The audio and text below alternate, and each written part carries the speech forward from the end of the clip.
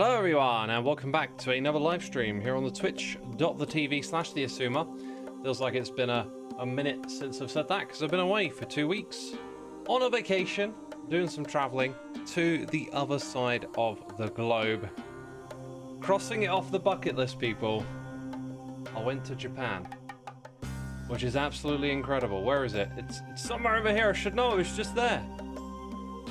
Oh my god. Oh my god. Japan has been on my list of places I'd love to visit for a long time, and the opportunity to do so came around and I had to take it, and I went and I miss it already. I'm back, but man, that place has carved something in my heart. It's carved something in there. I'm gonna go back. I've already made a promise to myself that I'm gonna go back here in like a year or two.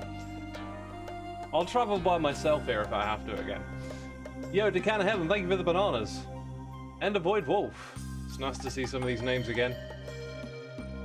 We got KBMR, Lajakund, Sigmons. You know, I've just been overwhelmed with another language, and I come back to Twitch and I'm like, your names are another language. I don't know what's going on here. I do know we've got some noises in the ear coming through. As you know, that's broken though. We don't get noises in the ear anymore. Just Scree, thank you for 20 months. Everstaru here for 46. You went to Japan, excuse me while I cry in jealousy. Oh yes, I've had a few of those I'm so jealous comments. Peeps, make plans, save up, do research, start putting the pieces in place to go there because it's incredible, it's amazing, you'll love it. Yo, Expelled Winter, thank you for 7. Vinnet is here for 25. 25 months in the big 2025. We're glad to see you back, my guy. It's good to be back. I could have stayed there a little bit longer, but the 2 weeks was actually perfect. I just started to get a little bit of fatigue towards the end. But we also came back to Tokyo, and then I got like, I kind of felt like I could spend another week in Tokyo, but I'll explain the trip. I've got notes. Where are my notes? I need to put them on a particular part of my screen to make them accessible. I made a travel log, I took pictures, I had no plans to make a vlog type thing or do a stream. This is purely out of love. It was just so incredible, and then I got back and I was like, I just want to tell people about this, it was so good. And I will tell you a lot of things about Japan. So if you're thinking of going there yourself, maybe take some notes along the way. I'm probably not the best source to learn about. There's that channel on YouTube, where I'm from, which is just fantastic. Yo, Funky Cappy Barra 1, thank you for 7 months, my dude. Billman68 is here for 100. That means I've got to play the animation. Let's hope the things aren't broken, because, you know, I've been away for a while. Things break. Billman, my dude, thank you for 100 months. That's absolutely incredible. You want to go to Japan to ride all the trains, says Mollux. Hey, I went on the bullet train and I went to a train museum and it was dope. I loved it. Yo, 3 piglets in a coat. Good to see you again. 24 months. Welcome back to this side of the world. Yes. Maddie Goody, thank you for 8 months. Hope you had a banging time. I literally had just the best time of my life there. Oh, it was like soul enriching. Yo, Beanie Bees, thank you for 4 months. Glad you had a great break. I had a break from all of this as well. Like, I had a real brain break from YouTube, from streaming. I watched a tiny bit of YouTube while I was away, but while I was there, I just didn't want to engage with this part of my brain. I was like, you know, fully immersed and loving it. UniXS, thank you for 5 months. Sniper 1974 is here for 110. Absolutely legendary. Winnie T Ford is here for 87 months. Welcome back, Sex. Hope you had a good vacation. It was the best vacation ever. I mean, when I went to New York City, that place stole my heart. That was like the best trip I'd ever been on. I think Japan was like several notches. I don't think there's anywhere better than Japan you can go, but I'll get into it. I'll get into it. You know, Digital Chaos here for 12 months, a whole year. Thank you, my dude. And Decan of Heaven here for 7. Thank you for your amazing support. It's wonderful to see. I could take a little break, come back, and some of y'all are still here. So from the UK, flew from Gatwick, South London, down across this direction, you know, across this part of Europe here, over Turkey, Pretty much getting this like kind of spot on. Maybe somewhere around here we drifted to the right. Down to Qatar, right? Qatar Airways. And then there should be Doha Airport somewhere around the end of this island. Or it's not an island, is it? It's just a bit that sticks out. Unless I got it completely wrong, I'm pretty sure it was somewhere just over here. This don't look like it.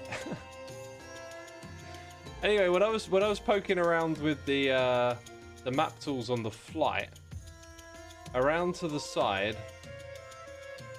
Yo, is this because I'm on Google Earth? It doesn't look quite the same. But there was a bunch of like super fancy, kind of man-made, man-built islands off to the side somewhere. Yeah, let's just type it in up here, like Doha Airport. I'm in the right place, aren't I? Oh, it's down here. Okay, right. So there's the airport, and then yeah, this is it. This is the place with like the man-made islands. These are some of the most expensive places to live in the world. Absolutely ridiculous. Why have we not got 3D going on?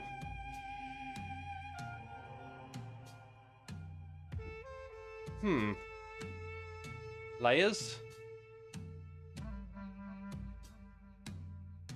Dude, 3D buildings is on? Why is it like the last time I used this? Let's try that.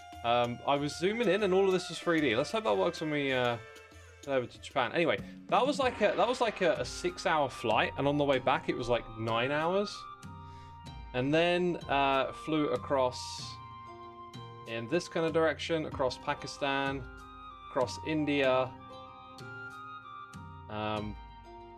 somewhere out here, making our way down to an airport over this side of Tokyo, somewhere in this region. We landed. I've got it written down. It took 10 hours. Yeah, Narita Airport, somewhere on this side of Tokyo, and then got a bus. Got public transport. Not public transport.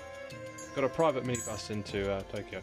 Yo, so, by the way, I discovered the wonder of matcha while I was in Japan, and I've got a matcha latte right here, which is my new favorite drink. Oh my god, that taste is amazing. So there are apparently like 5 senses that we have: sweet, sour, bitter, and salty. And then there's this other one called Yumei or something, and it's found in the matcha and a lot of Japanese cuisine. And it is really hard to describe, but matcha, and what's appealing about it, it's like this slightly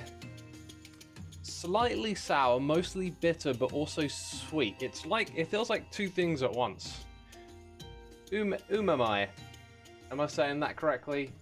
Umami.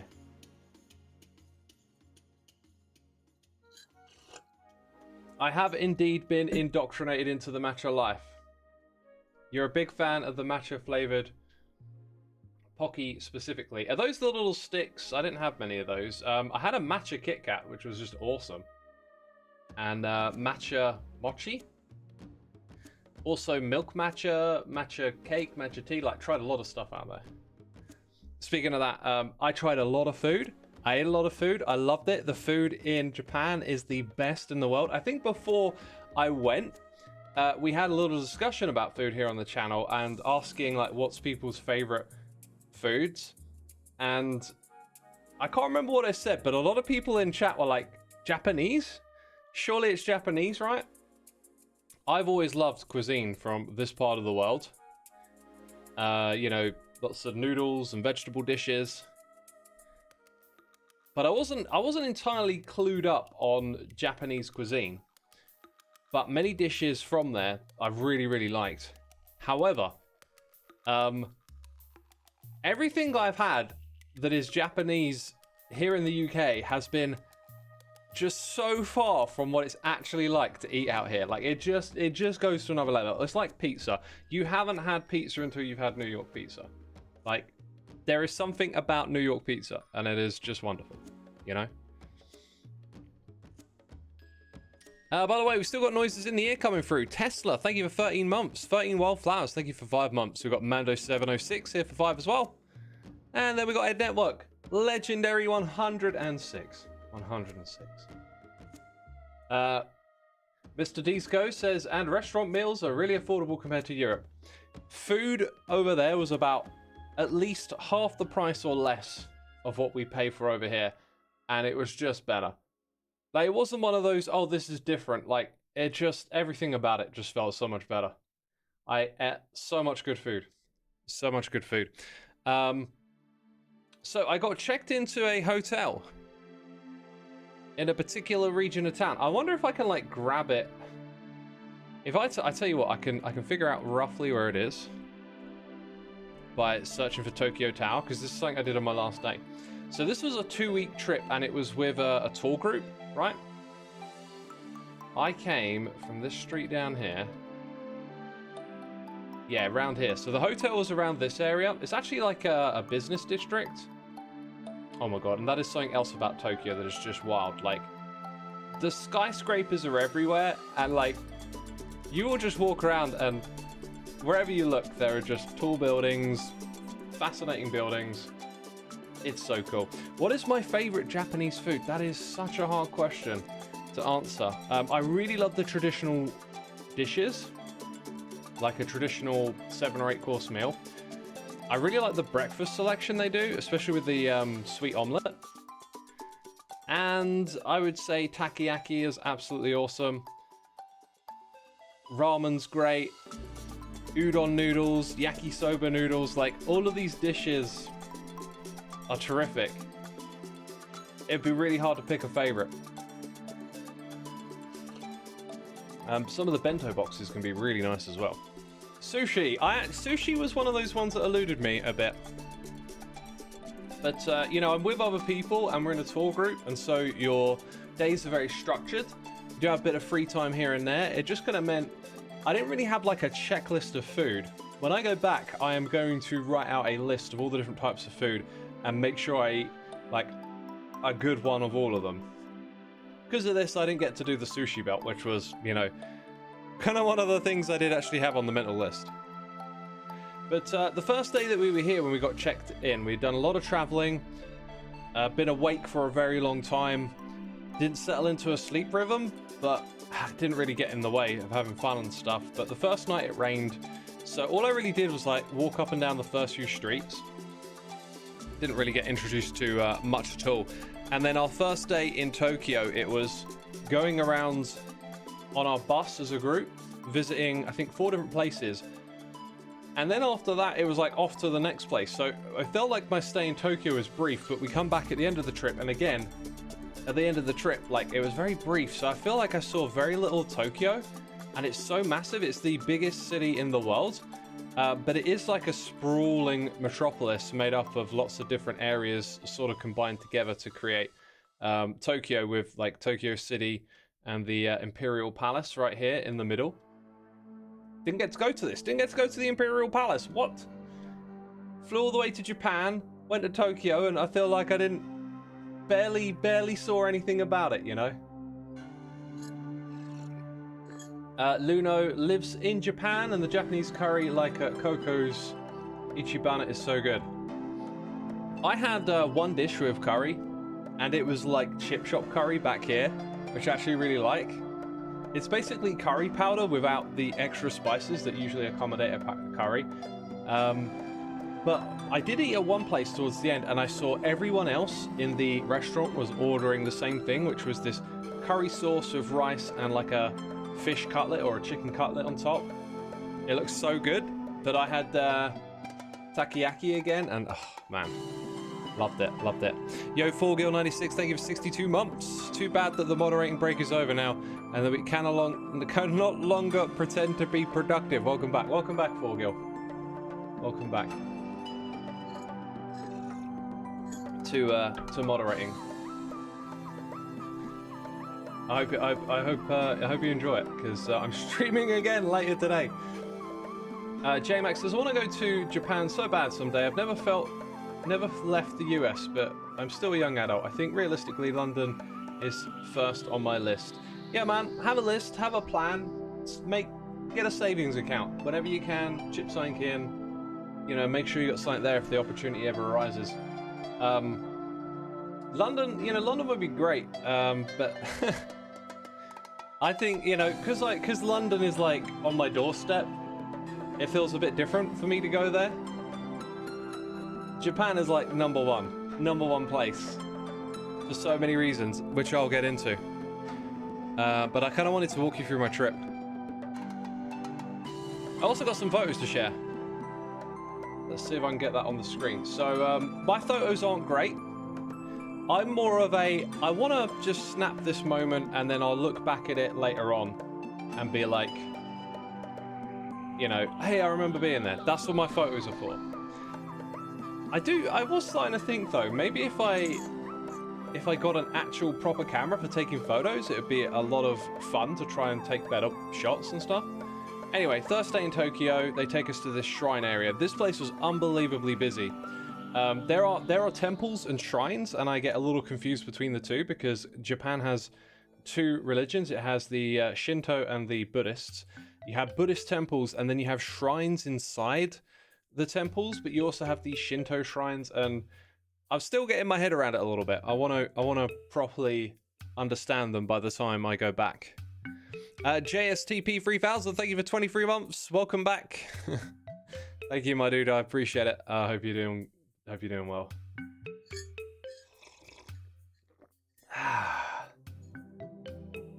Man, I'm enjoying this matcha latte. Can y'all see the picture? Let me know in chat. I hope I set everything up correctly. So I took a few snaps. Like here, you can see the crowds. It was bonkers busy. But there are some amazing buildings in this area. Beautiful architecture. I got lots of snaps to show you. Some that really showed off a lot better. But after that, we went to the Tokyo Tower. Now, this is where, like, these pictures, you know, especially if you're watching on a small screen, they ain't going to do it justice. But you know what it's going up a tower's like and looking down. You can spend ages looking at all the little buildings. Like, there were some schools over here. And I remember watching these kids, I'm assuming they're kids, and like what they were doing, they were like in a circle and then they would move about a little bit and come back. There was like some formations. They were just probably doing like PE. But yeah, you're up on the tower, you're staring endlessly into the distance. You can't believe how dense and incredible it is. It was awesome. And then after a little while saw this car here. But let's go back to the map because I should be able to show you. See, there's Tokyo Tower. That's not what I went up. I think it was called Tokyo. Can I type properly? Tokyo Skytree. Hey, and by the way, if you're planning a trip to Japan, take notes. The Skytree would be a great place to start, right, and have a look around the whole area. Yeah, so I went up this incredible building and. Just to prove that those photos were not AI generated, okay? Oh, you didn't really go on a trip. Just AI generated your trip. Look, see, there it is. This is amazing. I spent quite a little bit of time yesterday going over my journal, filling in spaces, writing down locations, and then finding them here on Google Earth and just sort of like reliving it for a moment. It was so cool. It was so cool. There's a lot of stuff, by the way, that pops up here, as you can see. One of them caught my attention. Shrines. Just everywhere you go, there will be shrines and temples. And due to Japan's zoning laws, they will just be snuck in and amongst all sorts of areas. You can kind of see just loads of different architectural styles everywhere. This is because they allow mixed use of like commercial, residential, and industrial. And there's no laws around... Well, there probably are some, but like you're allowed to build on very small plots of land, and you don't have to make your buildings conform to other ones. And it's honestly a really nice aesthetic. You never walk around and feel like ugh or anything. It's always like chaotic, but just somehow works. And yeah, these aren't the best quality. You can go down to Street View here, so like let's drop into a random street, and now. You may start to get a bit more of a sense. of what this is like. We're also on a main street here, so if I drop down into one of these back streets, if it would let me, you can see a different side of things. Notice how everything is clean. We'll talk about that. Like, where's the litter? Where's the vandalism? You know, where is it? Where is it? I've heard tales of how, you know, Japan's a beautiful place. You got to visit there. There's no litter. It's really respectful. It's lovely. The culture's amazing. They're all just words until you go there, and then you experience it and you understand it more. Because I went to this place having learned about Japan like a long time ago, and so when the opportunity came up, it was like, of course we're going to go to Japan. And then I got there and it kind of came flooding back to me. Oh yeah, I've heard so many great things about this place. You would love to go up the tower, but you're a bit scared of heights, so it'd be uncomfortable. It'd be so cool though. You should do it. A little bit of discomfort, you know. You can put up with that for a while. You'll experience something incredible, and then you'll be back down on the ground again before long. You don't want to be afraid of getting a little bit uncomfortable. A little bit of discomfort will do you good every now and then. Oh, this might be the area that I went to after that. No, we actually went to the shopping area, so there's like a really rich shopping area. This is where I saw this crazy vehicle. I had to get a picture of it because it looks so cool and futuristic. I mean, also this makes the Cybertruck look kind of outdated, which is a weird thing to say. It was a very slick looking car. So then we went to this area that had like a big shrine, and this is the largest wooden torii gate. You'll find these torii gates all over Japan. They're amazing. They're often painted red. Sometimes they're like a more discreet grayer color. They can be made out of stone or wood. And inside of this like beautiful park area, and there's lots of cool stuff to see. Yeah, sometimes my snaps, you know, they just got a bunch of other tourists in, but I had to get a snap of this. These are actually beer barrels. And when I saw these, right, they look amazing, they look interesting. Because I knew they were beer barrels, it demystified things a lot.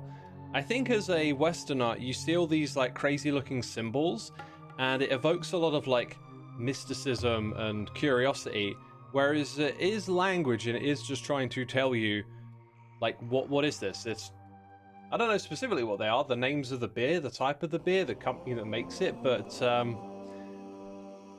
yeah, when you look at pictures of Japan, you see a lot of the language everywhere, and I think it kind of has a little bit of a spell on us foreigners, whereas it is language, it is trying to convey stuff. I went around with Translate app on my phone, pointing it at stuff, and I'm just like, oh, it just says, you know, this way to the train station, or something, you know? Sketchy used to live in Tokyo. Wow, that's cool. That is cool. Those are all sake barrels, says JZM. Yeah, beer, like, yeah, sake. Not quite the same, but that's how I think about it in my head, right? Yo, Cowboy Chords, thank you ever so much for subscribing, my dude. Welcome to a little recap of going to Japan. That is Mount Fuji, people. Not the greatest of pictures. I never claimed to be that great at this kind of thing. So this might be it here, by the way. It's just because it's near to the other place that I figured it might be. As I zoom in, though, I don't think this is it. Is that the Imperial Palace? Do I have the name of the place we visited? I do. It was the Meiji Jingu Shrine. Actually, no. You know what? I might not have the name of the place. I've got a feeling this is the wrong shrine. Yo, what's going on with this? Let's try that again.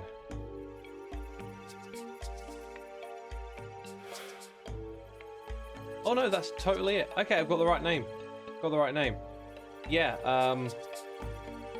this just amazing courtyard. Actually saw like a family getting married here, like wearing all the traditional outfit and stuff, which was super lucky to catch something like that. Your brother is in Tokyo for a university course at the moment. That is cool. That is cool. Sake tastes like sherry to your uncultured palate. Well, I don't drink, so I didn't taste any while I was there. Did I use voice translator? I didn't. not really, like, interacting with people there is a bit different. Because we were on a tour group, we didn't go to anywhere, like, specifically social. And most of the time you're just interacting with, like, cashiers at stores and stuff, and maybe someone helps you get to your seat at a restaurant, but, like, yeah, didn't really have that opportunity to use the voice translator, which would have been cool. Yo, I love stadiums, right? I'm just noticing, like, what we got here, some sort of stadium complex. Let me be nosy and check out all this. Oh my god, I love it. I love stadiums. I tend to like the jankier ones, like this one here. Like a bit of jank in my stadiums, you know? Oh my god. I could spend hours just roaming around Google Earth, like doing this. Oh, it's not a stadium. Just trying to use my little stadium eye. Here we go. See, look, I got a stadium. That's technically, because there's clearly... No, that's a running track. Dang it, I thought it was blue seating. I can call it a stadium then. Yeah, no, whenever I see a map like this, I'm just like trying to spot a stadium. Usually you got that green and then you got like some building around it. Anyway. Let's go back to the photos. Let's go back to the photos for a second. Mount Fuji. Right, took a trip up to Mount Fuji. I don't have particularly great pictures of Mount Fuji. This was particularly nice. The color of the greenery has a real nice vibe to it in Japan. I think what they said is Japan is mostly like mountainous hills, just covered in green, just covered in trees. This, by the way, was like a sulfur pit where there's like sulfur coming out of the ground, like the steam, and it smells of eggs. It smells of like egg fart there, which was an interesting place to get some food to eat. I had what was like a custard cream ice cream. Tastes a lot like custard. I had a black egg from there. It's like a tradition. It's just normal egg, but for some reason they serve them black on the outside. And I had curry bread. Yo, Japanese curry bread is an awesome, awesome snack. So good. The music is very fitting, says NFS Scripts. It was the most like cultural, rural, Japanese kind of vibe I could think of on my playlist. Uhohino, whose name I probably butchered. Thank you for using your Amazon Prime subscription. Welcome to the channel. Much appreciated. Did I try natto? No, nor do I recall hearing that name. What's natto? Wow, custard cream ice cream tastes like custard. Basically, yeah. I mean, again, it was like, I didn't really have a list of things to try, but whenever I would turn up at somewhere and I was hungry and there was food, I would just sort of, you know, that'll do. So, there's probably a lot of great stuff that I missed out on if I'm over here having custard ice cream. Let me see, what day are we on now? I think, yeah, I kind of like skipped a day here. Because after that first day, we went out, we had all-you-can-eat Japanese cuisine, and I spent so much time nattering. I didn't actually eat a lot. One of the things that was really great about this vacation, traveling, whatever you want to call it, was that we were in a tour group, and the tour group all got along. We had a great group of people, which was really nice. You never know what you're going to get with that, but everyone got on really well. And so on the first night, we all had a dinner together to get to know each other, and that was pretty awesome. So what I'm showing you now is the second day. We went up to Mount Fuji. I feel like we should really get let me just pull up something on the browser actually. Here we go. Like along the way, I think we should also get like decent photography in here. So you just like, how beautiful is Mount Fuji?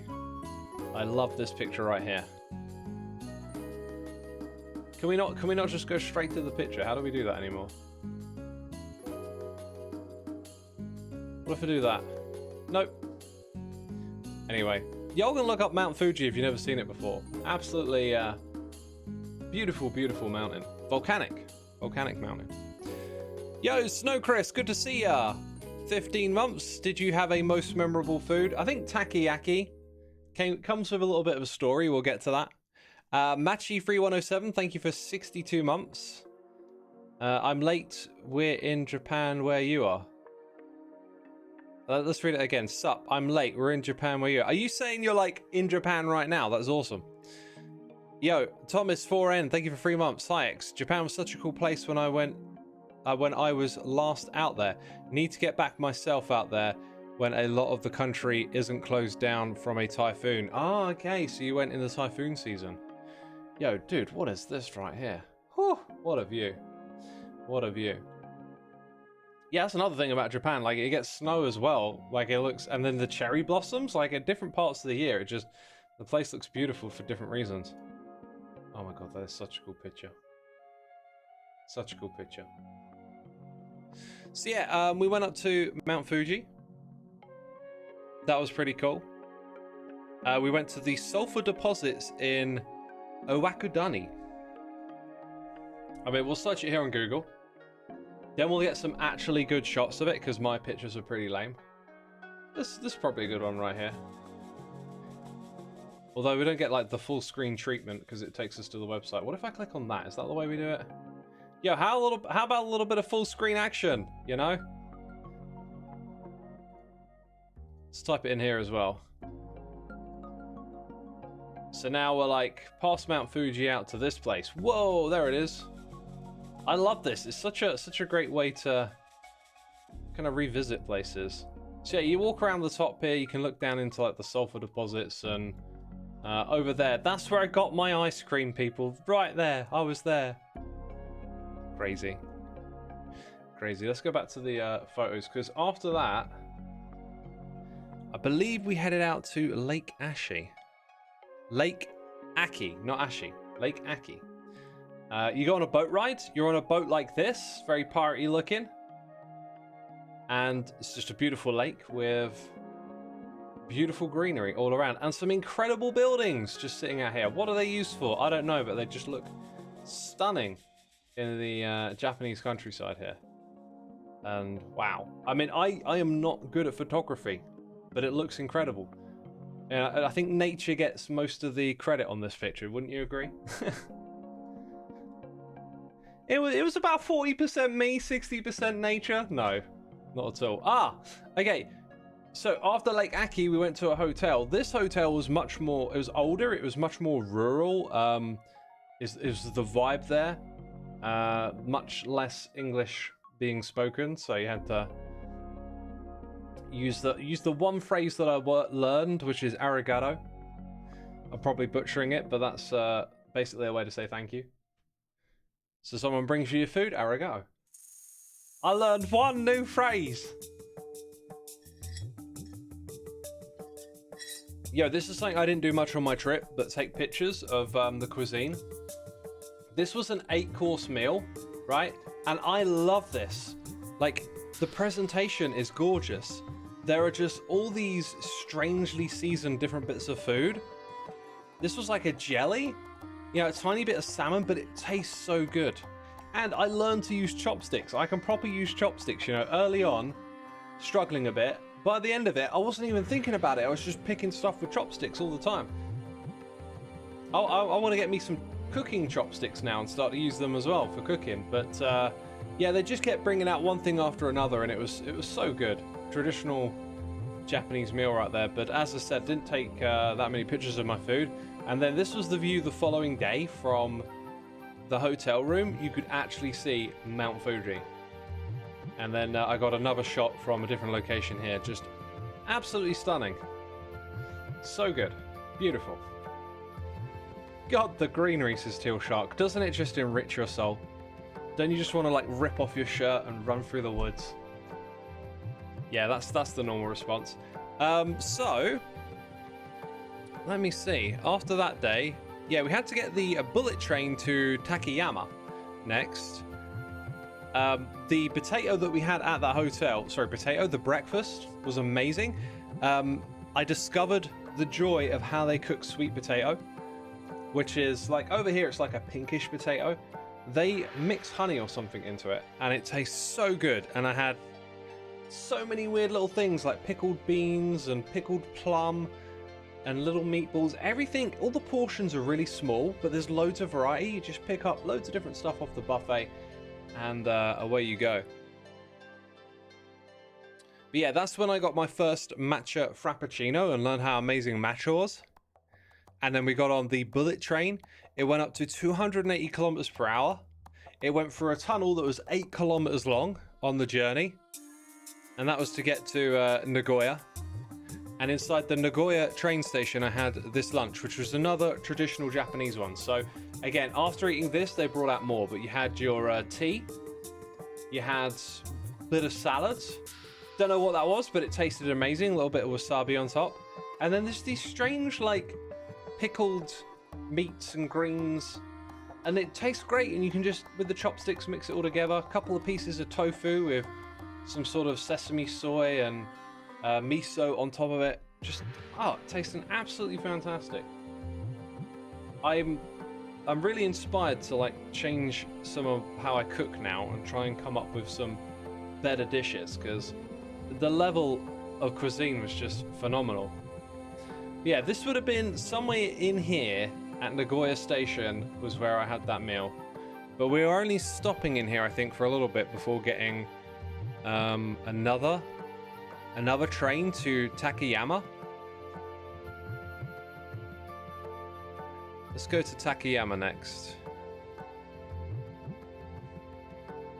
Oh yeah, this was probably my favorite part of the holiday, right? Because so far it had just been a lot of traveling. And by the way, the plane journey to get to Japan absolutely did my glutes in. Like, it hurt to move around after being sat for so long. Like, I am accustomed to being sat for 1 or 2 hours tops a day, and then all of a sudden I was just sat for hours on end. It was painful. And then we were being lumped around on a bus together, and I just do not like that much sitting. It hurts. I hate it. It sucks.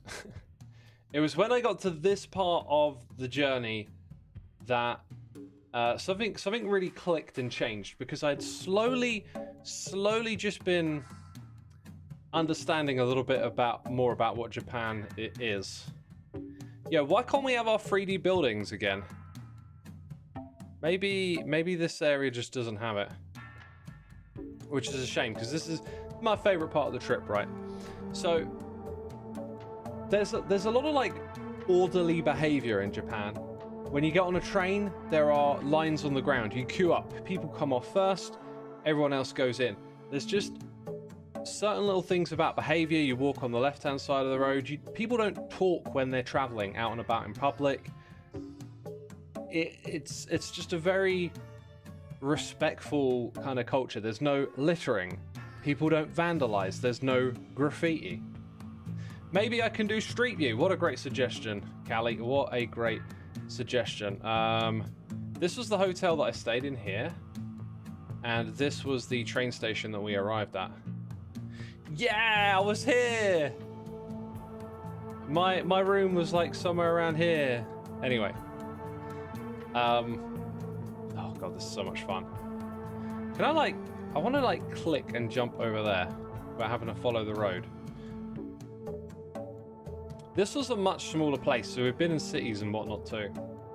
But I was just starting to learn about, like, the Japanese culture a lot more, and starting to get my head round, like, the way things work. So, like, look at all these streets just clean, no litter, no graffiti. Everything is, like, looked after and orderly. But this was a much smaller place, so in the morning I had the opportunity to get up early because I hadn't been sleeping, and one of my rules is when I don't sleep, just lay in bed. But after like 3 or 4 days of trying that, I was getting a bit fed up, and I just thought, why don't I get up like really early when the sun comes up? I actually tried to get a picture of the sunrise, but it was cloudy and there was a mountain in the way. But I ended up getting up about 5:30 and just going for a walk. And people actually get up early in Japan. And so I spent my time like walking down these streets right here. Really starting to get it now. This place is clean. You would see people had like open garages on their properties. Let's back out a little bit. So train station, we started walking up here. If we want to get some of the more rural streets, let's go drop ourselves in just around this little junction bit here. Right next to a family mart. I think I got myself a coffee in there. Oh, it's this place. Oh, I was looking for this on the map. and I couldn't find it yesterday. So if we go down this street, this is a very touristy spot, by the way. There's a building somewhere around here. I couldn't find it on the map the other day. In fact, I'm gonna zoom out for a second. Where was it? Was it across? I think it was across the bridge. And this is, oh my god, I found it. Right, okay. This is one of the places that I went to. This is one of the places that I went to. We're gonna stay in the area. I'm gonna try and give you a street view, kind of like example, but like you go down a street like this, and I think the speed limit is like 20 miles an hour on these kind of roads. And there's not a lot of traffic, and people walk up and down the sides of them to get to work and stuff. And then you have like people's garages are just open, and you would see their stuff on the inside, like things that you'd store in a garage. You would see bicycles parked up on the street, and they don't have bike locks on them because people don't steal. One of the things our tour guide told us is like, if you lose your wallet, it will find its way back to you. Like, that is just the culture there. And I love that. Like, it only takes a few bad apples to make things sour in a group. And as a big group, as a big country, you know, not a lot of people probably litter. It just takes a few people to litter, and it just spreads about all over the place, right? And like graffiti, it only takes a couple of people to go spray paint something, and then it's there for ages. Vandalism, it's always just a small majority, but somehow in Japan, it's almost like no one does it, and then you can enjoy just the incredible cleanliness and the calmness of it all. Something else you'll find, but we probably won't see right here, are vending machines. They're extremely convenient. They can provide you with cold and hot drinks on the spot. And we don't have vending machines like this just out on the street in the UK. And it seemed like such a good idea. Why don't we have that? If I went and put some vending machines out on the street where I live, it wouldn't be long before someone would tip one over, or spray something across it, or make a mess of it, or put a dent in it. Like, it'll just get vandalized, right? It'll just get vandalized. That's why we don't have these nice things. There are so many nice things in Japan that you can have when you have these values as a community, right? You can have clean and cleanly streets. Yo, this is, by the way, this building I went into, I couldn't find it the other day. It's so cool to see it again. If I go this way, I might find a vending machine. Like, they're really nothing that impressive. But when you first get there, it's like, oh my god, there's just, every street you walk down, there's a vending machine. You can just get a drink from it. It's so convenient. Look, vending machine, right? Hot and cold drinks right there. In the UK, that would have to be inside, and there'd have to be like a security camera or something near it.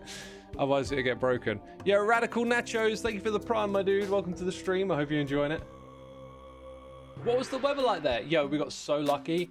It was pretty much mostly... There was one day where it rained, and I learned how amazing using umbrellas is, because everyone uses them. Then when you get somewhere, there's umbrella lockers. Why don't we have umbrella lockers here in the UK? Because someone will vandalize it. Right? Someone in your group lost their bag. The founder looked him up on LinkedIn. Wow, there you go. There you go. This is what I heard about, you know? You lose something, it makes its way back to you. You know, in an old job of mine, I found a wallet. And when I got in the van with the person I was working in, I said, oh, I found this wallet. We need to go to the, you know, police station, drop it off. And they said to me, oh yeah, how much money was in it? I was like, I didn't look. And then they're like, what? Well, let's see, let's take it. I was like, no, it's not ours. Like, I hate that attitude. I hate that attitude. It's not worth taking 20 quid out of someone's wallet. You'll make their day a little bit worse. It's not your money. It's not worth it. At least that's how I feel.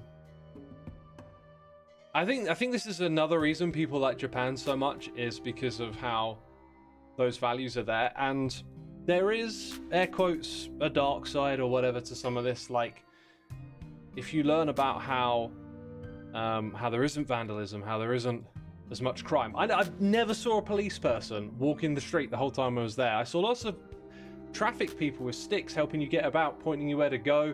When you would queue up at a bus station, it always felt like there was someone around to just make sure people are orderly and stuff, like, oh, please stand on the line, you know, this kind of thing. Now, from what I did a little bit of research, from what I could understand, in Japan, they have a kind of guilty until proven innocent system. But I don't want to get into that too much, because every society has its ups and downs and its scales and stuff. And I found myself incredibly drawn to this. Like, if that's the price to pay, seems like a bit of a weird thing to say, but like, we all have norms around us in society that we sort of accept. It just becomes normative to us. And so when we think about things that are different, they become relative. So you start to see things in a different culture, some things you like more, some things you like less, or whatever. But to me, I can't help but feel that like this equation works for me somehow. Even if there's something really wrong with their judicial system, you know, it's all ups and downs, right? It's like a 99% conviction rate. Yes, that is. I think it's 99.8%, because you couldn't do someone the dishonor of pointing out they like made a mistake. You got the wrong person. You would be dishonoring, you know, the detective that did that work or whatever. It's definitely wrong and broken, and you'd hate to be a victim of it. But then it seems to have this effect of keeping people in this kind of in line, and not in like an oppressive way. Like, I just find walking these streets, they're quiet. When people are out and about, people are just quiet and polite, and it's kind of like everyone's given sort of their own space, and you respect other people until you go into a setting where it's like, this is a place to socialize or whatever. You could live in the USA, have a guilty until proven innocent system, and no Japanese tradition. Yeah, you could. You could have a society set up the same way and have that there.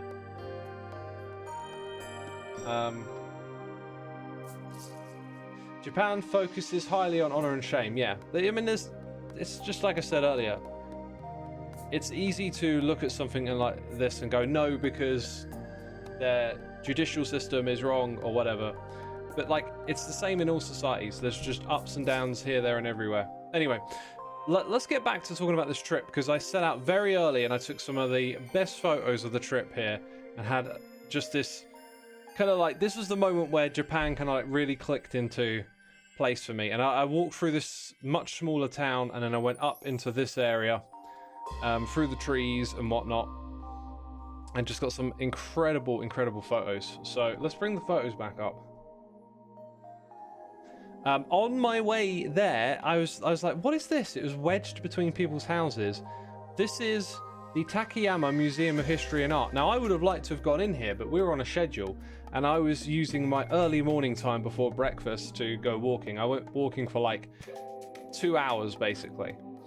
And this place was absolutely gorgeous. For some reason, I didn't take a lot of snaps of it, but beautiful garden, something we'll see more of. And then there was a museum, which wasn't open, but you're allowed to walk through this space, which wouldn't happen here in the UK. It wouldn't happen in a lot of Western countries. Why? Because people would vandalize. Yet you could walk through it because people respected the space. After that, I found my way to somewhere around here. It might even say you are here somewhere. Or maybe I was over there. Maybe I was right there. No, that's the samurai traditional buildings. Oh my god, I should have seen them. I didn't even know. I am there. I was here. I was in this dock. Okay, and so I headed up and like walked this trail, and there's castle ruins in the middle of it. Here is some of the majestic view from up here. What is that building? Probably a temple. It looks absolutely incredible. And this was like poking out of the forest, right? The clouds and the hills in the background. Oh, it was so enchanting. So was the forest, but I didn't take a lot of pictures of that area. But these are just some snaps. Like, look at this. A shrine left out in this gorgeous forest. You know, when you go to areas like this in the UK, right?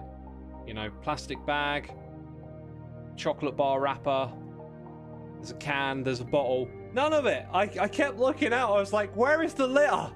Why doesn't it get blown into this area and collect here, like in the UK? What is going on? The colors are so vibrant. They were, and I almost feel like the pictures aren't quite as vibrant as being there. Got to pick them up, so sketch your can up. Yeah, I feel like getting my litter pickers out again and maybe going around the local area on the next hot day and just putting a few bits away, because I know it'll all just blow back in again, but it feels like it's a nice little something to do. Yeah, there was just, public parks, statues. No graffiti, no vandalism, no litter. Beautiful temple again. A lot of these buildings, by the way, you could just walk up and into them at any time of day. I didn't learn that until a bit later on the trip. So take notes. Temples and shrines, they're absolutely everywhere. If you saw as many as I did, you might get a little bit sick of them, but they are just, you can walk up to them any time of day. So like, look at this, beautiful garden on the inside of it. This stuff really, really is my cup of tea. Just very tranquil, harmonious, a lot of nature. So good. On hot days, I like to go to a small river and take out trash from and around it, says Ilu Miku. I like you. I want to be more like you. I want to do that. I need to. Oh, that's such a cool thing to do. Such a cool thing to do, my dude. Rose says, greetings and salutations, X. We're glad to see you. How are you? Any highlights? I'm feeling really great. I'm kind of obsessed with Japan right now. Like, since I've gotten back, I've just been watching video after video about Japan, which was like something I did a long time ago. And like, the time to be obsessed is before you go on your trip, which I didn't do. I didn't do any research or anything much at all, like a little bits here and there, because it was just on my list, but it wasn't where my mind was at, if that makes sense, you know. And now I'm watching all these videos and I'm like, I really should have watched this stuff before I went, so I was more informed when I went. But hey, I'm getting ready for my next trip because I'm going back here. Like, I felt so safe there, and the transportation was so well run and easy to use, and there were so many things I liked about the culture. I felt like I could go back there by myself. Like, I like to travel with other people. Why wouldn't you? Like, I think traveling alone can be a little bit scary. But I was just like, I will come back here because I can definitely do this alone. This is just such an amazing place.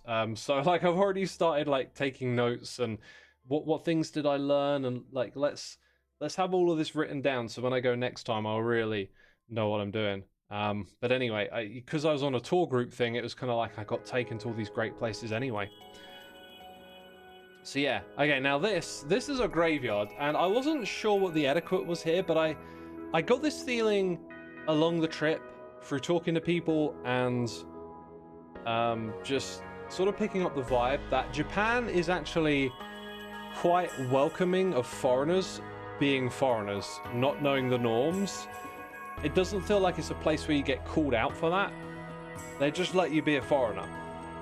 So I kind of thought like, okay, a graveyard, I don't know if you're supposed to go around here or not, if you know people or what the etiquette is, but as a foreigner, I don't think anyone's going to have like a problem. And like, I'm not here to, you know, break anything. Like, what am I doing? I'm just taking some pictures and enjoying the place and nature. A friend of mine did the same, went back to Japan for his second time on his own and had a fantastic holiday, says Art Sharky. Yeah, it's because it's so welcoming and safe. Like, if there's anywhere to travel alone, it's probably Japan, right? Traveling alone makes it easier to connect with the locals, in my experience. Highly recommended. Yeah, I guess so, because you're not going to be part of a group. You're going to be interacting with many more locals, like you said. Do you know any of the language? I've been learning for a few years. I found it easier than other language since it's so visual. My brain is not good with language to begin with. And so I managed to pick up like one phrase and tried a few more, but like I am just gonna have to work on it for next time, right? Language is really not my thing. Alright, so this is where it gets incredible, because like there's this more orderly looking area, but as we saw a moment ago, there are trees up here. The graveyard extends up into the trees, and this picture, this is just like, wow. Like, what's going on here is so peculiar yet pretty. Just moss over the stones, little ornaments on the gravestones, which might not be what they're called. They're just nestled in and amongst the trees. It feels like you're just walking into a picture or something. These little mounds going up, and then as you walk along this path, there's just loads of them all over the place, just in and amongst the trees. It's so beautiful. So beautiful. We got Pearlio in the chat. Just make sure not to feel comfortable. To perceive it as safe is dangerous. That is true. You're almost kidnapped. Jesus. And also potentially robbed while visiting your band. Always be wary. That is very true. Pearl, I mean, I don't know if you're comfortable with saying more about that, but if you wanted to talk about it, I'm very, very curious. That is awful. That is awful. Dang, I'm sorry that happened. Yeah, you know, you're absolutely right. Like, I felt safe there. Always got to be a little bit vigilant, right? Like, I think I would be vigilant just by default, but yeah, you're right. Can't let your guard down. But it's definitely safer than other places. At least it made me feel that way. I mean, just the small little things, like when you walk in the streets and there's like no rowdiness. But yeah. Statistically, places are going to be safer for men too, unfortunately, I guess. Yeah, that's another thing. I mean, I'm tall as well. I'm like a big chap, and I forget. Like, I don't know quite what that's like for other people. But yeah, it can be intimidating. Pearl says, I was walking in a park at night and a guy full dressed in black tried to call me over to him behind a car.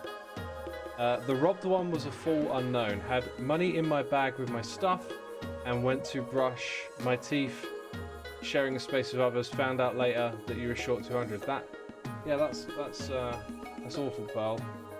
I'm sorry to hear that. That is alarming though. Someone dressed in full black. Dang. Yeah, I'm sorry that happened. I suppose in a way you don't hear so much about what doesn't work in a place you don't live. Maybe we can criticize the UK more because we live here, but we don't know what it's actually like to live somewhere else day to day. Totally right. You're totally right. Yeah.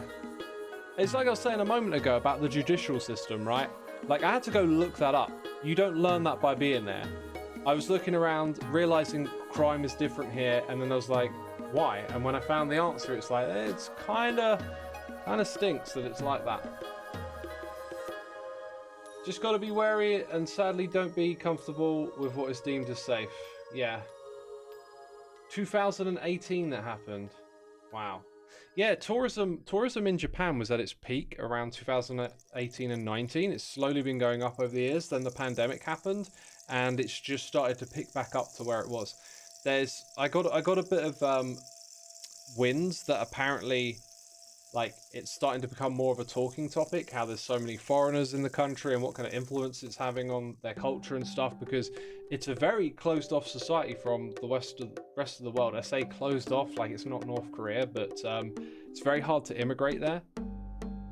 Like, people can get visas to kind of like work for months, maybe a year, but they're much tighter on how to immigrate to the country. At the end of the day, who knows what they were trying to do, but my alarm bells are ringing. I think you were totally right. Like, maybe it was someone who just really needed someone else's help for a moment with this thing, but like,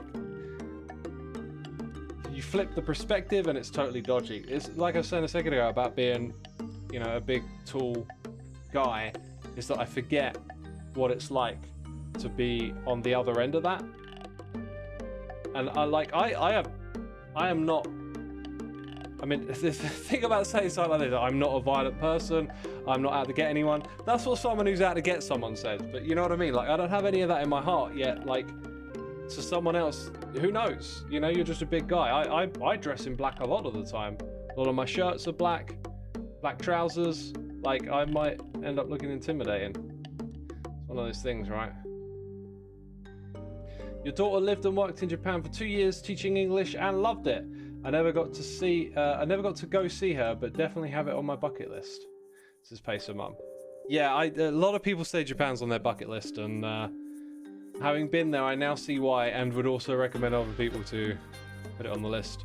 Here's more of the shrines and stuff from that area on my morning walk. This is the walk that really changed it for me. Then we started doing stuff with the tour group, went up to some other shrines, and they do this. They put old paintings like up on the top area of the shrine. You're like down below looking up here, and just the style is wow. It's absolute wow. By the way, I've missed a few noises in the air. We got Schnitzel Taba here for 6 months, Matsubu here for 77, Nuka Hart coming in with the Prime as well. Thank you for your amazing support, people. Pearl says, it was the location and the gestures that were all wrong. Body language thing. Yeah, you can pick up a lot from body language, right? Everstrew says, I'm a wheelchair user and feel so vulnerable in my own city, let alone traveling. I don't think I'd ever visit somewhere else alone. Yeah, I did not see a lot of people in wheelchairs when I was out there, but it's also a high density place. Or at least a lot of the places I went to, you're near the main train station. It's all kind of built up, and there's a lot of movement on foot because they have really good public transport and transit system. So it's probably a place where being a wheelchair user would be overwhelming. But when I did see someone, it was actually at those transport locations, and they clearly communicated with the authorities, and like an assistant would be there to open the door and get out the wheelchair ramp, and it seemed like the accessibility was there. It was just not as visible. So if you would want to and you're in a wheelchair, I'd say look it up, because it was kind of like invisible. When you saw it, it was like they had made the accommodation for people that needed it. This old school art style, it's so weird. It's like mean and menacing, but very cheeky as well. And then this is a totally different style. I love looking at art, especially more old historical stuff. This, by the way, this was methods of torture. Just like if you're thinking it looks very odd, it's because I had to like zoom and lean to get this picture from the wall. But this was in a torture room, and if we go back to the map, this was the thing that I couldn't find, and may have potentially lost again. That is it right there. So let's zoom in. Maybe since it's not giving me much of anything right now, let's drop in over here. Yeah, this is the place. This is the place. It's like a local council building, and you get to walk around it and just see what the architecture inside is like. If you've seen the show Shogun on Disney, it's a little bit like some of the buildings you see where they meet in that show. But I've got another story related to that to tell later on. Yo, Rippling River, thank you for 10 months, and Gobanot YT, thank you for 3 months. Trying to work your streak back up. Happy to be here. Happy to have you, my dude. Thanks for subscribing again. Astral says, hi, X, first time catching one of your Twitch streams. Well, it's a very different type of stream today, right? Very different type of stream. Let's see. All right. So I went around that building, according to the photos. Oh yeah, and then we went out for a meal in the evening. I had this grill your meat thing, like they bring out like a flame grilling thing, and you chuck your meat on it and cook it while you eat it, which is really cool. And I ordered a cow piss drink, which definitely sounds like I'm saying cow piss, as in piss from a cow. But no, it's not. It's cow piss. Hang on, let me go to Google to make this really clear, right? What will happen? I'm not going to search cow piss on a live stream, but I will search cow piss. This became a running joke. Oh, I need a bottle of cow piss. Anyway, this stuff is gorgeous. I bet it's rammed full of sugar. It's like a milky, vanilla-y, yogurt-flavored soda. You can get it fizzy, you can get it non-fizzy. I think I always had it non-fizzy. Gorgeous drink. Also, while we're on the topic of drinks, Pocari Sweat. Yo, this stuff is delicious. Delicious. It's an electrolyte drink, but it just has this perfectly fruity flavorfulness that's sweet, but like not ridiculously sweet like a lot of stuff is over here in Western stuff, you know, like a soda, like a Coca-Cola, it's just rammed full of sugar.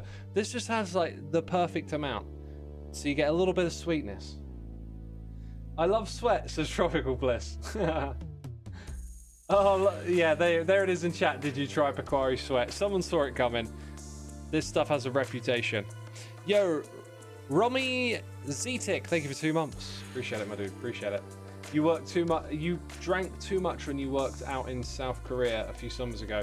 Yeah, I had a moment like about a week in where I kind of started to feel really fooded out because I've been trying lots of snacks and learning all the stuff in the convenience stores, which by the way are great. Like let's use a little bit more of this. Convenience stores. Let's see what we get on the pictures to give you an idea. Family Mart, 7-Eleven, there's a couple of others. Lawson was one. Like when you go in, you're kind of like overwhelmed by what appears to be like a lot of choice, but you'll quickly kind of narrow it down because like I said earlier, the Japanese font, it's really mysterious, and so all the snacks, they look really different, but you start to learn this is actually just like potato chips and then tons of different flavorings, and they do some strange combinations. And then you'll find your cakes, and then you'll find your bakery stuff, and they definitely have more selection, but it's like categories as well, right? So I started out trying a lot of this stuff, but it's actually not the kind of cuisine I like. I like whole foods, I like meals, I like vegetables, meats, and noodles. I don't really like the cakes and the treats and the chocolate bars. So I kind of like learned relatively quickly that there's not a lot in here for me. But I did get a bit like fooded out, and I'd had like a couple of bottles of Pocari Sweat every day, and that's when I started to tone back and just started drinking water again, you know? So yeah, let's go back to the pictures again. Did I get the pizza bun from 7-Eleven? I did not. I did try their corn dog and some of their hot food, and it was kind of like so-so, you know? All right, I'm looking at my notes again. So like one of the snacks, let's see if I can actually find it. See if I can find the snack before we get to the next bit. So I did have one that I really liked. It was definitely really quite sugary. Yo, I don't want... Oh my god, I just burnt down a whole bunch of trees with this AI generated response. I think that joke kind of works, doesn't it? All the electricity. Is that how they generate electricity for AI? Do they burn down trees? I don't know, it sounds good. Yo, products? Like, what happened to my image search? It's like we're on everything in one page.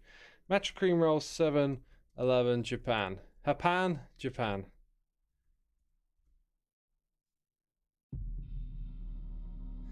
Oh my god, I don't want an AI search. Like, maybe if I had kept some of the packaging and written down the name of it, I could have found it for you. There's like a refrigerated snacks part in each of these stores. And it's not the fridge on the side. It's always like in one of the aisles on the end of it. It's like this bit here. Like at the end of the aisle, there'll be all your snacks. And they did a crepe cream roll. That's the word that I'm missing. It's a pancake, right? A green pancake filled with cream with a like slice of matcha down the middle. It's highlighting stuff for me now. I'm not gonna find it. Anyway, it was superb. It was like the one treat that I really liked while I was out there. Anyway, next day. I'm looking at my notes because we got through so much stuff.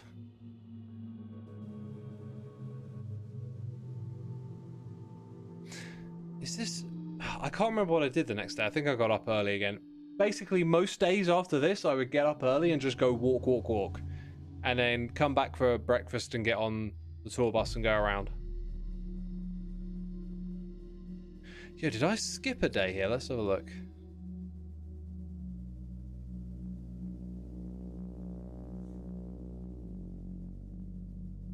Ah, that place. Yeah, no, I've missed something on my list, so... Ah, it was actually the end of the day before. Okay, right, I found the place. Let's bring it up. Alright, so this place right here, if you're doing the whole traveling around Japan thing, and this is somewhere you can go, you gotta do this one. This was really, really impressive. So, you can see there's a bridge across the river. I'm not sure if actually that's the right one or not. But this has a UNESCO World Heritage Site. This will be it over here. Maybe. That might be the bridge. There are buildings here that are just really, really old and they want to preserve them. And so that's what the pictures you're going to see are. There's a gorgeous river again, beautiful. Where's the litter? You know, where's that Tesco Sainsbury bag on the shore? They're missing out in Japan. They're missing out. You walk across this bridge, which was a lot of fun, and then you see buildings like this, some of the oldest in Japan with thatched roofs. They actually snows here in winter, and they get a lot of snow on the roof, which is why it's so steep, so that they can remove it from the roof. It falls down off the side. But every time I got a shot in this area, it was actually quite busy. I like to get shots where there's not a lot of people in them. So every now and then it kind of like opens up and people move off to the side and you can get pictures of some of these just incredible buildings. I also got to go around inside one as well, which was really cool, apart from hitting my head on the ceiling a lot. Oh, and it was in there that some school kids talked to some of the people in our tour group. And actually, quite a few times I noticed that the school kids would were like really happy to talk to foreigners and ask them what they thought of Japan and stuff. And when you're in the cities, by the way, you see school kids just in the morning going to school, and then like after school till like 8 in the evening, they're just out and about. We talked about like how safe it felt a while ago. It's another one of those things that make you think it's safe. It's just seeing how school kids are just out and about. Like no parents around, just out on their own. Apparently it used to be like that in the UK, but not anymore.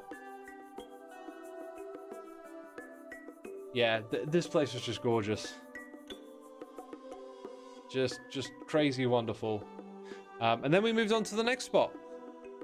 So this is now the following day. Wait, what did I do in the morning then? Luckily I wrote all this stuff down. So if we come here and... Apparently I went for a walk and this place. Oh yeah, this is not a particularly interesting place, but we've moved on to a different city now. This is... Let's have a look. It's not Kanzanawa. Maybe it's Kanzanawa. No, am I saying that right? Kanazawa. Kanazawa. I think it's Kanazawa here. Anyway, this is just like a local park. The place I wanted to go to was this castle park over here. But as I was adding up time, I kind of realized that the distance from the hotel, which was here, I didn't have quite enough time. So instead of walking all the way around here, which was the original plan, I walked down to this park, around and back up again. It was really cool. But actually, it turned out the first place on our tour that we were going to go to was this area over here. And this is where I got introduced to the Japanese gardens, which are utterly beautiful. And this is, you're going to see this place, you know, in some of my pictures. Beautiful, beautiful gardens. Let's bring that back up. So yeah, this is it right here. Now, if we observe the tree on the left, we'll notice that it's got sticks holding up. Why is that? It's because the tree, over 300 years, so we're talking multiple generations, the people that started these gardens, that planted these trees and put these plants in motion, would never be around to appreciate what we get to appreciate them doing today. they grew these trees out across the pond in an unnatural position. It can do this because the tree is looked after. These sticks are here to hold up its branches in place, so it can be spectacular and unusual and unlike any other tree. And the whole layout of this is very intentional. One thing you'll notice is that they use rocks a lot in their gardens, but this might not be the best example. So as I went around, I took my snaps. I tried not to get other, like, look, see, someone else stealing my idea. I had the idea of taking a photo with my phone. Anyway, another view of that, like, gorgeous little Japanese buildings. Oh, you're in this area and it's just immersive. It's beautiful.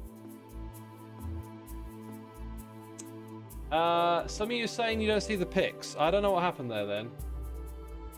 So, hang on, wait. Does that mean, if you can see maps now, does that mean when I was waffling about walking to a park, you couldn't see it?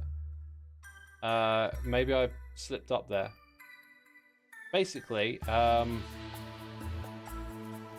if we just take a step back. Yeah, let's click on that. No! Where's Yamucha Square again? There? Yeah, okay, so my hotel was here. I went to this place in the morning because originally I wanted to go walk around this area, right? I was going to walk around the entire perimeter and then head back. But I didn't have enough time, so I went to this square. It's just a flat public garden. Guess what? No litter, no vandalism. That was really like getting in my head at this point. It was like, I was really starting to appreciate how well everything was. Like, there were the vending machines here that I could get a drink from in the morning. Can't do that over here in the UK. That vending machine will be vandalized. It'll be tipped over. Someone will have broken the glass. Yeah, okay. So back to the photos then. Back to the photos. So this amazing tree right here that I was just talking about, this is it. You know, held up with sticks, planted by people 300 years ago who had never got to see it in this form, and it is just stunning because you don't get to see trees grow like that unless we get involved. How many prefectures did I visit? Quite a few. We traveled around a lot. So these are the beautiful gardens. And here's another shot of the tree, and here's the person taking a picture of their phone that I was making jokes about. There's the little building on the lake. Oh, so cool, so cool. View out from this area, out into the city. These are the kind of things that they're really kind of like hard to capture in a picture. But when you're there and you move about a little bit, you get the sense of depth. And I feel like pictures never quite capture those extended outward shots.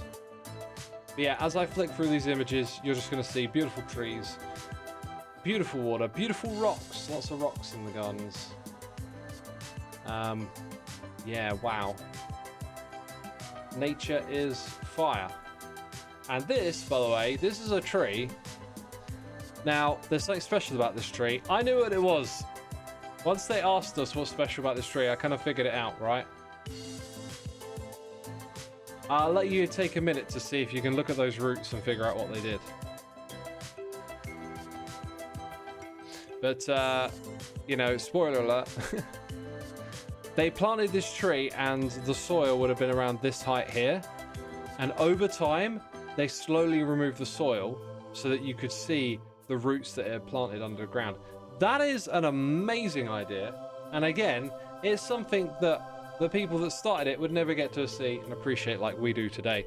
Yo, Angry K9, legendary, 121 months.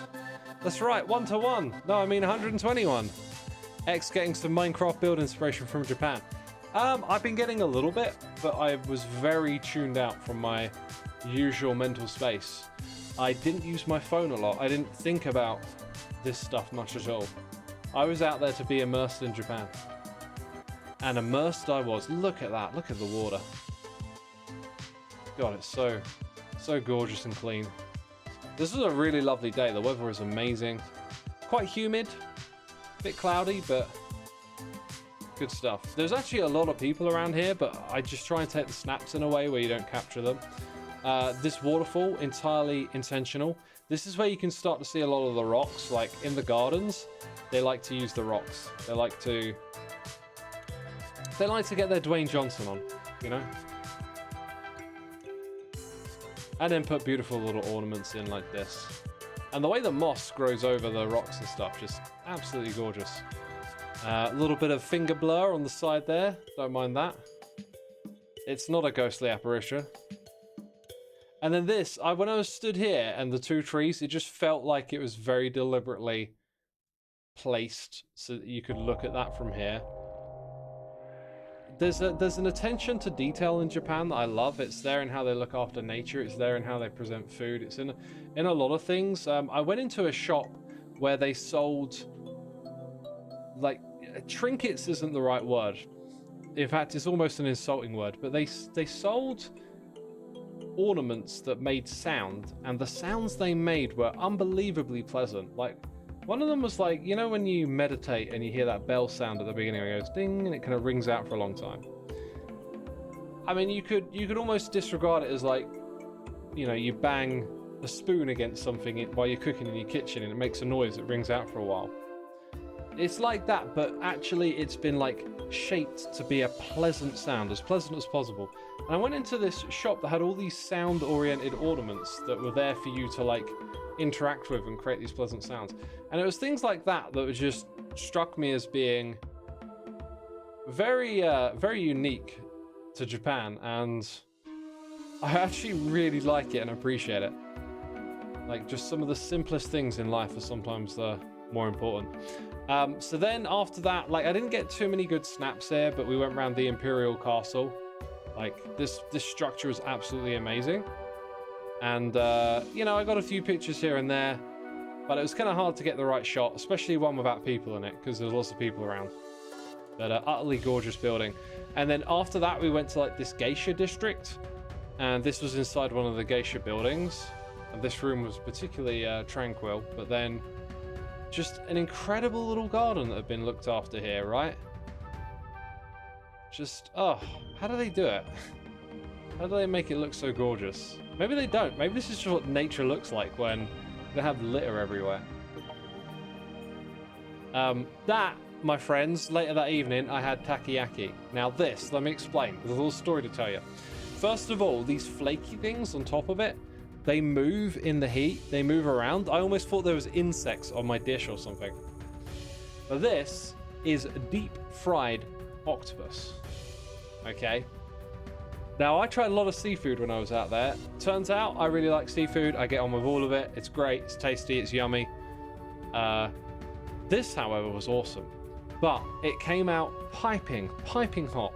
And I made the glorious mistake of trying one when it was way too hot. And because I thought it might be impolite to spit my food out back on the plate, which is probably impolite to do anywhere in the world, I held it in my mouth, and honestly, it felt like I was sloshing around hot lava. How I didn't burn my taste buds and ruin the rest of my trip, I do not know. But after the first one, I probably had the second one a little too hot as well. By the time I got to like the last three, the taste started to come through a lot more once I let it cool down. So the second time I got 8 of these on the day that I left, I let them cool down a lot more and really enjoyed the taste. It's fine to just spit it out. It probably was, but I'm in that like mindset of being somewhere else, and I'm like, oh, is it impolite? It's like, I should have just spat it out. It was way too hot to be in my mouth. You know? Hot lava is a good description. It really was, but it was so tasty. And if I can describe the taste, it's kind of like having cream of tomato soup type flavor with octopus in it inside of that ball, like deep fried dough ball. It's really good.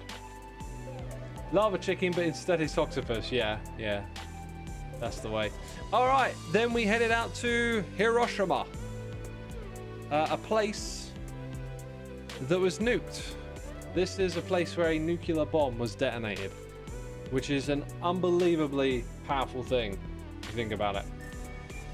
I mean, really, like, this is one heck of a... This is like, you know, visiting somewhere like Auschwitz. However, I felt like there was a sense of like not wanting to linger on this or the gravity of it too much. It was more like, let's move forward. The whole place was called the Peace Memorial Park, and it didn't really like dramatize or kind of I don't know, lean into what this place was, right? And I think that was a really great tone to take, because in places where tragedies have taken place, you want to sort of get the historical importance of that over to young people, but sometimes you can end up dramatizing it a little bit too much. And if ever there was something that could be dramatized, it is a nuclear bomb being detonated. But yeah, so wait, what are we looking at? Are we looking at the photo? I think we're no longer looking at the photo. That was a building that survived because of the dome-shaped roof. It stopped the fallout from destroying a lot of the building. It was here, but we can't see it, maybe? Was it there? I feel like I'm in the right place.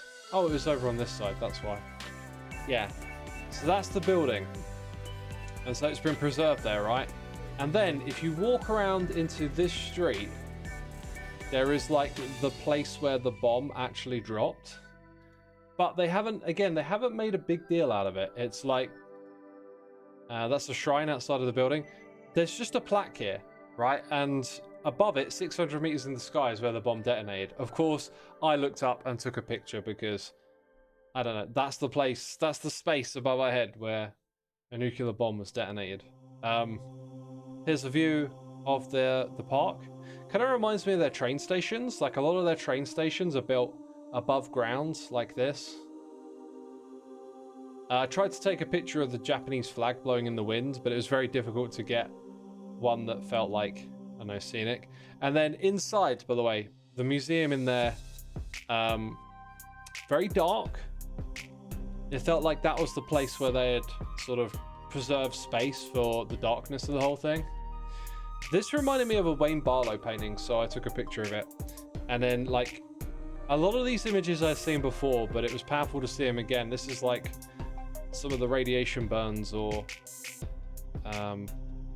yeah, some of the trauma related to the dropping of the bomb on someone's back. It's just such an incredible, powerful image of like the suffering that was inflicted on people. That was a view of the area that I had walked through. You can see all the way up to the dome there. Incredible line of sight. There was the flag that I was trying to take a picture of. Yeah, right, this image we'll come back to in a moment. So, by the way, this is awesome, because when we got back to our hotel after going around the area, they had a gym with free access. You know what I did? I went straight to the gym. And in the Japanese gyms, right, because of the way they respect each other's space and whatnot, no one talks to each other. You're all given your space to go there and do the thing, do your workout, right? You clean up the equipment after you spray it down, get the sweat off of it. So it was clean, it was a nice space. And no one was filming themselves. No one was filming themselves working out. It was amazing. I worked out, I had a really good session. There was loads of good machines, I was full of energy, I was excited, I was in another place, I just had a great workout. I also got up first thing in the morning the next day and did another one. So I was stoked to get in the gym halfway through my trip. Absolutely stoked. Yeah. I'm just looking at my notes for the rest of the day. So the hotel was somewhere around here, and then you go up into these streets and you see this, it's all covered, right? Somewhere around here, if ever you're in Hiroshima again, I've got a recommendation for you. There's like a shop on the corner that sells Yaeki, I think it's called, which is this really strange pastry dessert that's in the shape of a fish. And you walk down this street, and it's not on Google Maps, but this was probably the best place we ate at the whole time. And so I kept this picture. I can't remember why I took it. Maybe I was trying to translate something. But if ever you're in Hiroshima, this was a great place to eat. We ordered 7 dishes with the fear that they might come out in giant portions. They came out in perfect portions. We shared tons of great food. This was a really, really great place to eat. Taiyaki is the fish-shaped pastry. That's the one. What did I say? Don't tell me I said takoyaki. I'm pretty sure I said kayaki. Or taiyaki. I think I have a picture of it. Yeah, there it is. That was filled with red bean paste. I also tried one with custard. Red bean paste was better. There was one with sweet potato, which I didn't try. And I also saw one with chocolate at another point in time, which I was very tempted to try. Here's a, oh God, I'm on the wrong screen. Didn't press the button, did I? This is it right here. Very cool, right? Little pastry thing. When I got back, I lost weight. I lost ½ kilogram of weight. I can't believe that I lost weight. I went there to eat food. I wanted to come back heavier. Like, I could have eaten more. It's so much food. I could have eaten even more. Yeah, after we ate, we went for a walk to this place, which is Hiroshima Castle. So let me show you some of the amazing photos that I took at night. It's really dark in there, but you could walk around and take pictures. And this place was lit up by floodlights, but I didn't get to go inside. Apparently it was amazing in there, but just, hey, we've chosen to do different things, right? And the views of the buildings, these photos will never do them justice, but it was just an incredible place to walk around. And then the next day we went somewhere else. So let's hop back to this one over here.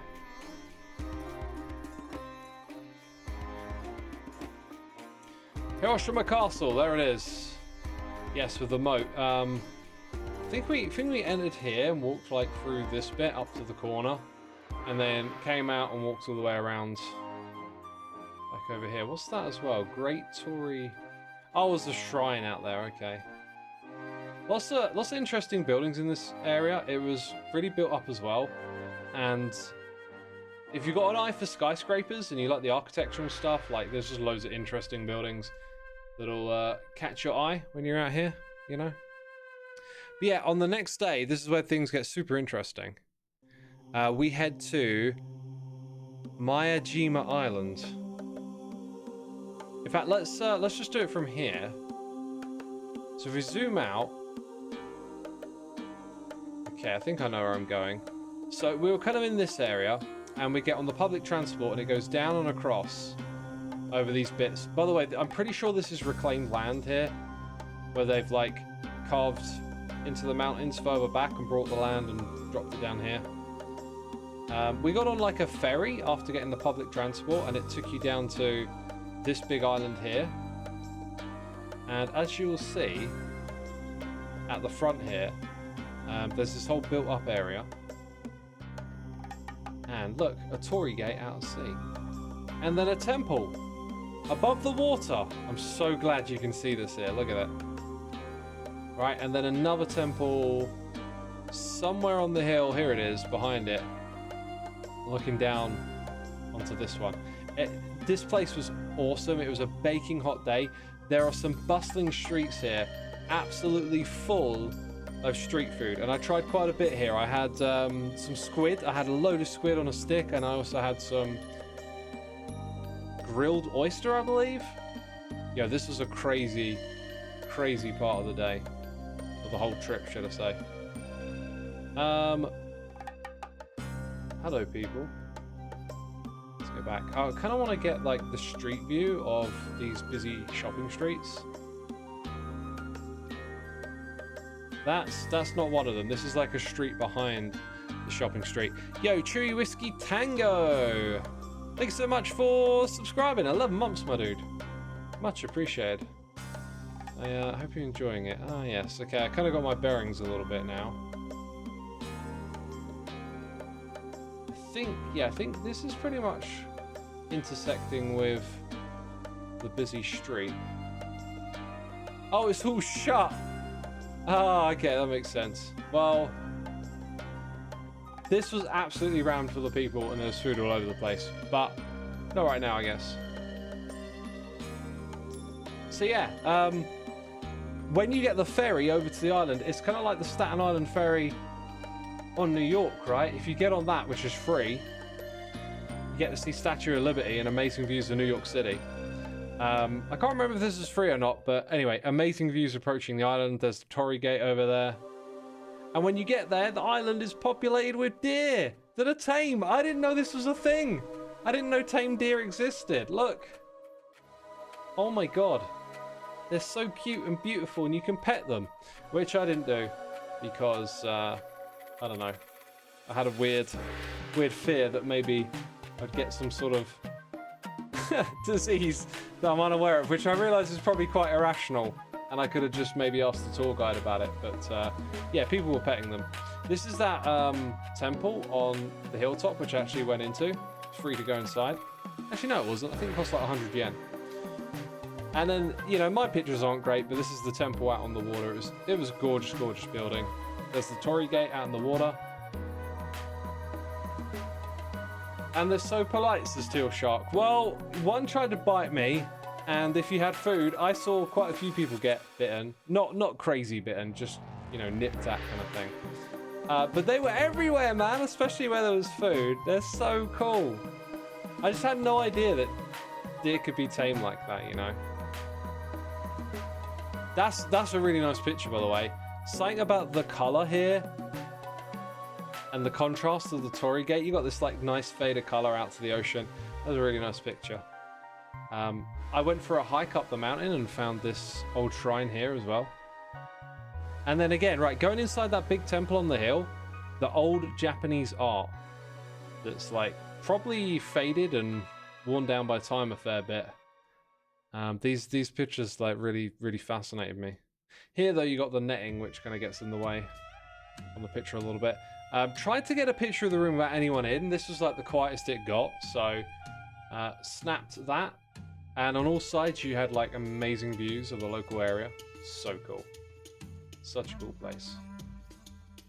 And then a nice framed shot there, looking out of that building that was built across the water. When we got there, it was in the water.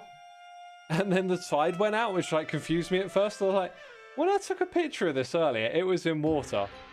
Because the people I was with, they were saying like, oh, it's not in water. I was like, no, I took a picture. And I got my phone out and like, yeah, there's water. And then we realized the tide's just going out, right? That's all it was. And then it kept going out, and it got to the point where loads of people started like walking around, and some people were going all the way up to the Torii Gate and stuff. Yeah, the tide went out, which was just kind of wild.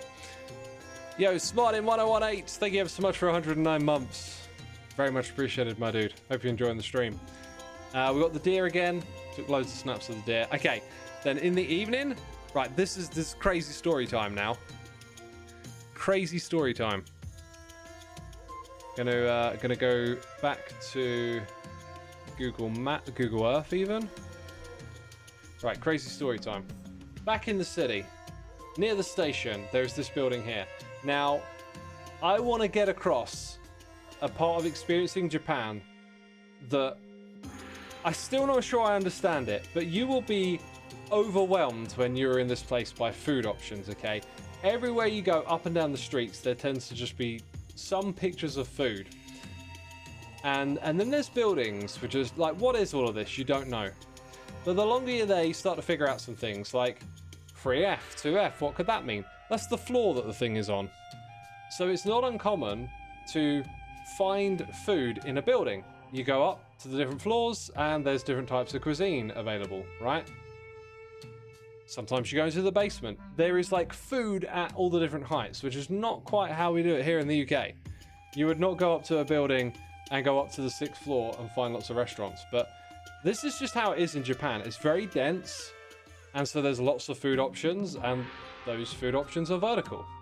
So we go inside to this unassuming building here, and we get in a dinky little elevator, and we go up to like the 3rd or 4th floor to have okonomiyaki.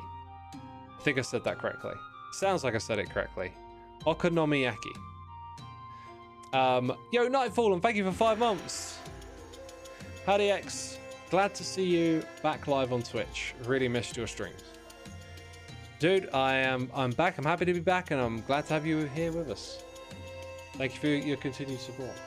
Now, I had some pictures, but I didn't include them in this because other people in our group are in them and stuff. But you walk down these corridors and there are these kitchen areas on left and right. There must have been like 16 of them or something in this area. It's like a square circle that you can walk around. And they all just got these, you sit in front of where they cook. They cook the food in front of you. It's so different and so awesome. And so they started cooking the okonomiyaki, and I decided to take some pictures, right, of the different stages. It's like this little, like a wrap, like a tortilla wrap like layer. Then they dump on cabbage, and this is the Hiroshima specialty, I believe, is that they cook it with cabbage. Then you get some meat on top, right? You got noodles cooking separately over on the side, and then they put another little tortilla layer on it. These things get flipped over during the process as well, right? And so I just got lots of shots of all the different stages. And then they put down an egg, and then they'll dump, you know, your little okonomiyaki stack on top of the egg. And then they flip it over. The way they do cuisine out here is just so different. It's amazing. And then they put this glaze on top of your noodles. And then they put those two things together. And then they start putting some greens on top of it. And then you get toppings. Like this is mayo. And the people putting these together, they were so fun. They were just cracking jokes and being very friendly. And then this guy pulling all the faces. Cooking it with a blowtorch. What? What is going on? What is going on? And then this is the one that I had. I went for the one with all the seafood on top. And it was gorgeous. I tell you, I thoroughly enjoyed this meal. Thoroughly enjoyed it. It was so good. Something you got to experience if you get out there. This, by the way, on the bus, we did a little bit of origami. And I made a samurai helmet. And I appreciated the art of doing something with your hands, you know, doing arts and crafts. There was another moment in the trip where I think it was earlier, and I think I skipped over it, but we got taken to a place where we sat down as a group and we were given like a coaster mug type thing, like a square or circular shape that was black, and we went through this process of creating a design and putting like gold flakes. They explained it a lot. They do this very fine gold flake thing, and they paint a lot of stuff with gold. They even put it in drinks apparently, but tiny amounts of gold. Anyway, we did this whole like painting arts and crafts thing where you got to make your own coaster mat with your own design on it with this painted gold, and it really just, it hit me that I haven't done something like that in such a long time. It felt really nice to engage with like a new activity using your hands and a little bit of creativity. And the origami was really fun to do. I feel like you need time out of your regular routine. Like that's what going traveling is sometimes, to just break up the norm, but also to do new things. And I just felt like origami could be a really fun little hobby. You just get some square origami paper, very cheap. You can get a book, or you can go online and find guides on how to fold, right? And just take a little time to do something with your hands and fold up some origami. And that is a very simple, basic one to do, the samurai hat. I really liked that idea. Alright, next day now. Next day we head out to a place called Nara. Now, this is what the deer are actually known for. Or sorry, I'm getting all my words kind of muddled up. This is where the deer are known for being tamed. Yo, I forgot to put the maps on. Let's go back a step. Let's go back to Hiroshima, because the way, look at that. That transition is so cool. So in between all of these stories, there was some travel again, probably on a bullet train. Now we're all the way over here. This is in an area called Nara. This is one of the way more popular places to visit if you go to Japan. And this is where it's known for having tamed deer, right? Let's jump back to the photos. So here's one of the deer. 2, 3, I'm losing count. There's so many of them. But yeah, this place has this big gate that you walk through, and that is a wooden carving how tall is it? Let's just say they're 5-6 foot tall. I mean, 1, 2, 3, 15 feet tall, maybe bigger. Just insane. Just insane. And like the lighting, by the way, if you're thinking it's gonna go like a bit of a vibe about it, I feel like this picture captures that vibe. The way the lighting was, it just had a peculiar feel to it. Peculiar feel to it. Maybe just because it was out of wood, actually. You know, it's like a different color tone. Used to seeing statues or something, but anyway, when I say statues, I mean stone statues. So yeah, in this area was an absolute mega temple. Oh my god, it's so big and busy. And on the inside, you got the Buddha. Now, this was originally, I believe, painted with gold, and all the gold had worn off. One of the things they do in Japan is they rebuild a lot of stuff. It's one of those cultural things. They preserve stuff by rebuilding it. But every now and then, there's something where it's changed over time, and they keep it. Here's another one of those wooden statues. Wowzers. Just crazy. Crazy. There's a little face right at the groin. Don't know why that's there, but it's there. And then here's just like a head. Crazy expression. Carved out of wood again. Carved out of wood again. Remember, none of these photos do the justice of being there. That's why you got to get out there and see the stuff yourself. And another golden shrine right here. And then we walked across a path where the trees, similar to what we saw earlier, you can see the roots. Now, I don't know if this was intentional or not, or if the soil just got eroded, but it is unbelievably cool. Because normally this is all underground, right? Daya What says, going there soon to see a friend, hopefully. Oh, I hope you do, man. Get out there, it's an awesome place. Yeah, and then I saw a deer with a little calf. It came really close to us, and then I managed to get a picture of it as it was walking away. Found a very rundown building here that just caught my attention because it was quite a bit of contrast, like quite a bit of damage and rot and stuff. It was interesting to see how time had aged this particular building. There was this big hill here, and I really wanted to walk up it, but we're in a group and I didn't have time, which was true of a lot of places. Like, we would do like 3 or 4 things in a day, and each one of them kind of felt like a whole day's worth of stuff.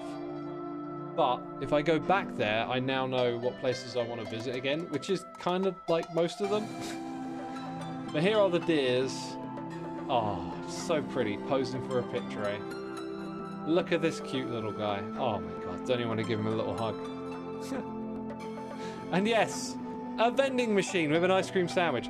Alright, it's story time with X, right? X goes on holiday, right? And if you know ice cream, you will know that gelato, which I apparently can't spell. No, gelato? What am I... Google, what is going on here? You can't find gelato? Are we having a moment here? Dude, was it doing like a sort of search in search thing? I don't know what it was doing there. Because when I was searching for the matcha thing, it kept showing me the 7-Eleven stuff. Another JT! Thank you for 96 months, my dude. Appreciate it. Appreciate it. Welcome on in. Approaching 100. I'm going to have to write your name down soon. Do I still... Oh my god, I still... Right. I still have the image up. That's perfectly fine. I was having trouble with Google. That's fine. Okay, so check it out. When you search for... When you go abroad and you have gelato, right? This is an ice cream. This is premium ice cream. This is like... If you're in Rome, you have gelato and it's the best thing ever. And you're like, oh my god, I thought I was eating ice cream. Now I know what ice cream is. It's gelato. So if you can get like authentic gelato or close to, like, this is the top-notch ice cream. Now, when I go on holiday, because this is a funny story, I believe the brand is called Maxibon. I love ice cream sandwiches.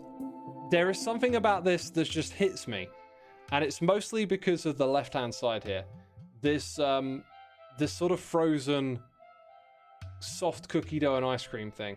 You got to let it melt a little bit, and then it's just absolutely gorgeous. I am a sucker for ice cream sandwiches, okay? You know, I go abroad, there's gelato, I go, but there's also Maximon.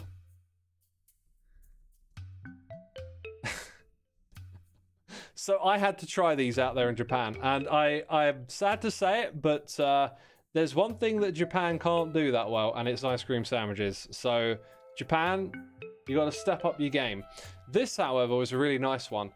So they do more of a wafer thing than a cookie dough thing, and this one had the red bean paste inside with the ice cream, and it was pretty darn good. I took it out, let it rest for like 5 to 10 minutes so it melts a little bit. It was pretty damn yummy. Yo, Liger Gaming, my dude, how you doing? Thank you for the raid. Welcome all the raiders. How you been, Liger? Been a minute since I said hello. Ivali E, whose name I probably just butchered. Thank you so much for your Prime subscription.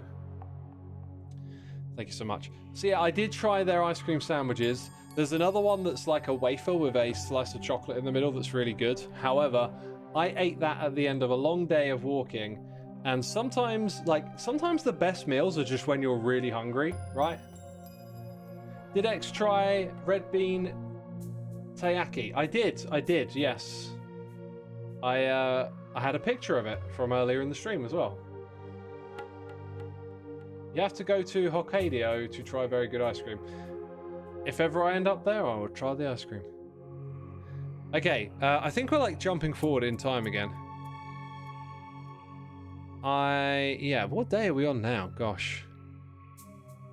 Maybe we're on the next day. Let me, there's a lot of stuff in this day.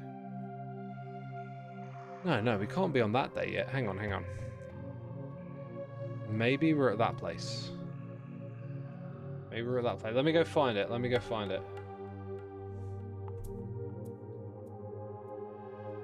Oh, now we're in another place.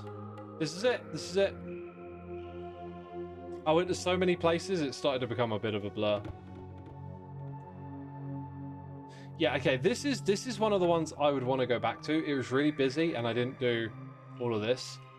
This is actually... I don't have a lot of pictures from this place, because I couldn't get many good ones. It was so rammed. But this is what you're going to go there for. This place has, like, 10,000 torii gates. Like, I walked through some of these. It was incredible. But these are just amazing pictures, right? Mine were nowhere near as good as this. Yeah, maybe I should have been doing more of this. Just use other people's pictures. They got all the good snaps here. Different times of day. It's not as busy. Oh yeah, and this too. The little map. Have a picture of the map, because why wouldn't you? Let's go back to the pictures then. So, I went to this place. Absolutely incredible. Common theme. A lot of places we visited were like shrines and temples. This right here, by the way, so there's like this area with the double torii gates. I don't know why they built so many. It was explained to me, but I've already forgotten. So I walked around this lap right here and then came back. But there's this thing all the way up here. I really wish I'd have walked the whole thing. It would have been so cool to have done the whole thing. Liger says, I think I need to go back and watch the VOD on this later. I want to go to Japan someday. I'm hoping this thing will impart some knowledge on you. If you do want to go to Japan, great resource is a YouTube channel called Where I'm From. Loads of great videos on Japan worth watching. So like, prep for your trip. Alright, so next day after doing that, I got up really early in the morning and we went to the Higashi Hogonjai Temple. Let's get this one up on Google Earth. Booyah! Here it is. So we were stationed in Kyoto now. We were like this side of the train station. Is that the Aeon Mall? Dude, this building was crazy looking from the outside. There's like all these escalators going up. Oh. This is a big city. It used to be their equivalent of a capital, which is where the emperor lived. Anyway, so I'm looking at Google Maps on my phone a lot to make plans. And I noticed that there is like 2 of these temples and then a garden next to the railway museum. So early in the morning, I head down to this temple. Then I walk across to that temple. and then over here to the park.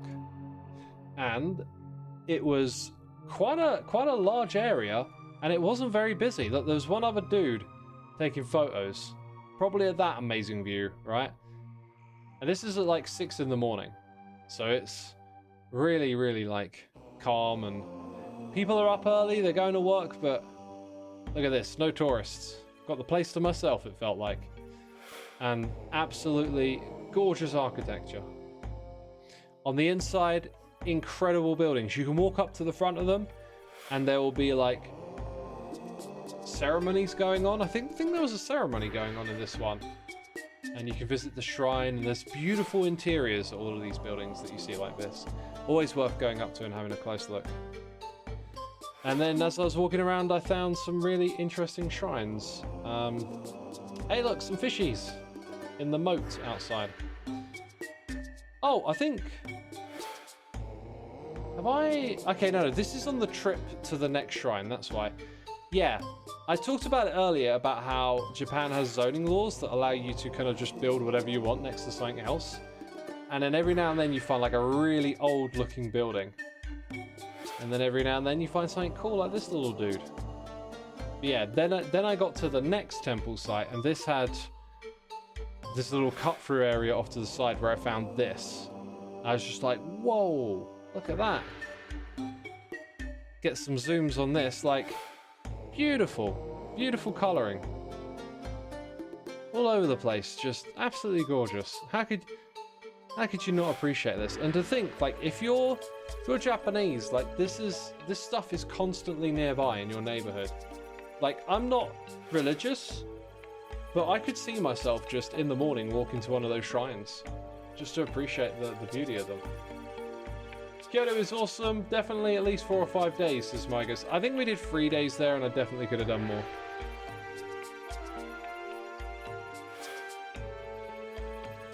So, yeah, after that, we went to Getsukyo Bridge. Am I even saying this correctly? Let's do the Google Earth thing, because it's fun. Boom. Up and away. Oh, now we're over here. Just like that, time went by. This was a beautiful hot day as well. So we parked up over here. And here it is. Right, so another common thing about Japan is just organization is really clever and efficient. It feels like every site you could want to visit has a bus parking or like a bus drop off and rotate system nearby. And it's just so orderly and well done. So like you pulled in here and you parked up your bus. And yes, I know if you go to lots of places as a tourist, even here in the UK, there's somewhere for the buses, right? But it's just done in a way that feels more efficient and easier. Anyway, we walked down this street to the bridge that had amazing views, and then headed up this street and went through some gardens. This one right here, Shishiku Garden, and then I think behind it was the bamboo forest. Yeah, that looks like it there. Zoom out and do a top down on it. Is that the pond? Yeah, this is the spot right here. So you go through this path through the bamboo forest, right? And then we only went as far as here, and there's a really long hike that you can go on up this area to some temples and stuff. And again, it was one of those moments where I was like, I want to spend the whole day here, but we had to move on. It's just how it goes. So once again, you know, my photography here, doing most of the work. Nature's helping out a little bit, but who's the one making this look incredible? Clearly me. Clearly me. Yo, Bear818, thank you so much for 45 months. Appreciate it. Hello, gamers. Happy Pride Month. That's your new voice. Oh, look at the skies. It's such a gorgeous day out here. And the bridge was super cool.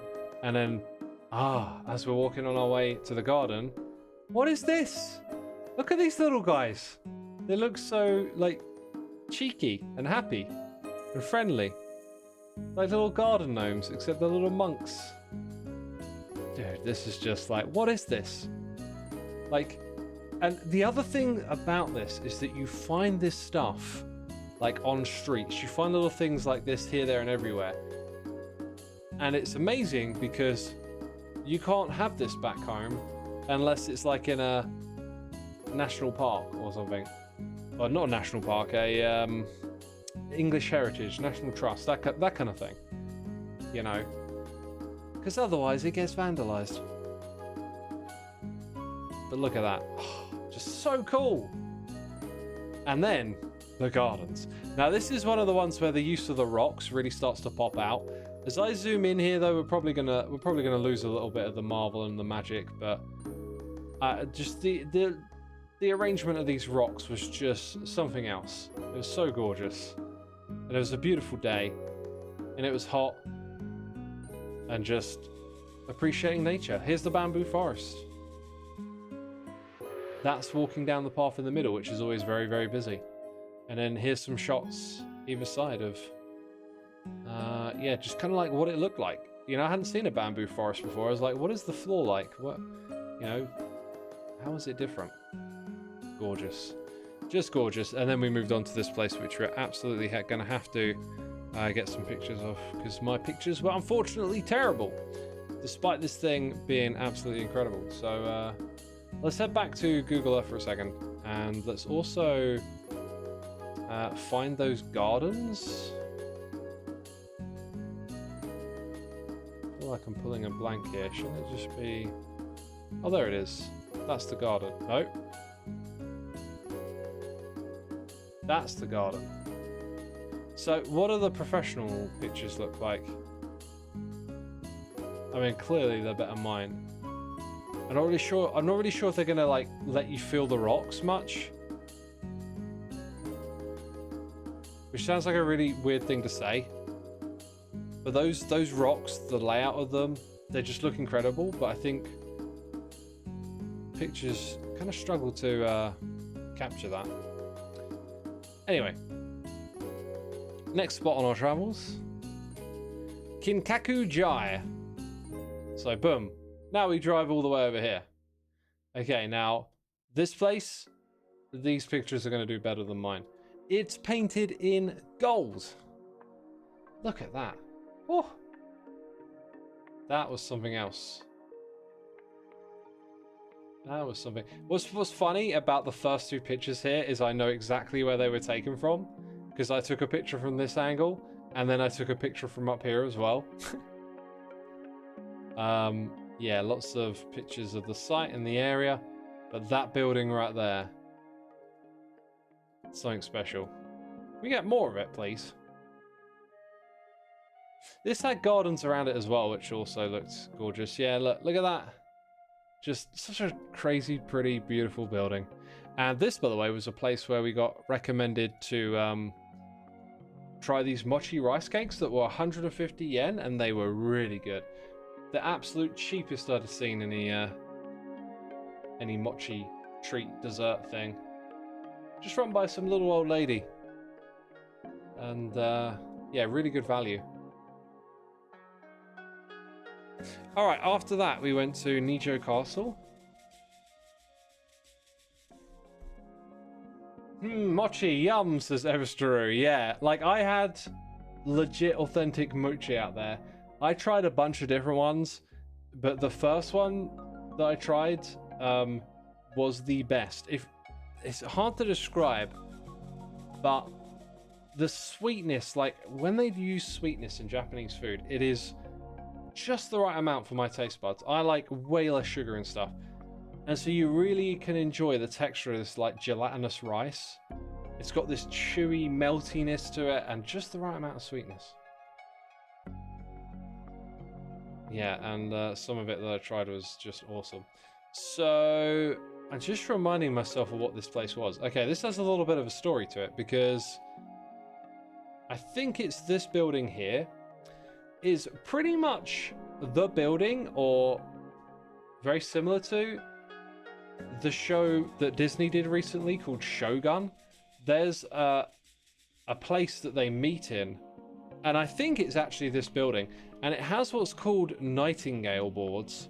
So when you go in and walk around this building, you're not allowed to take pictures in there, the floorboards intentionally creak with this bird tweeting sound, and it is just weird to walk around and hear all these little tweets as everyone's walking around.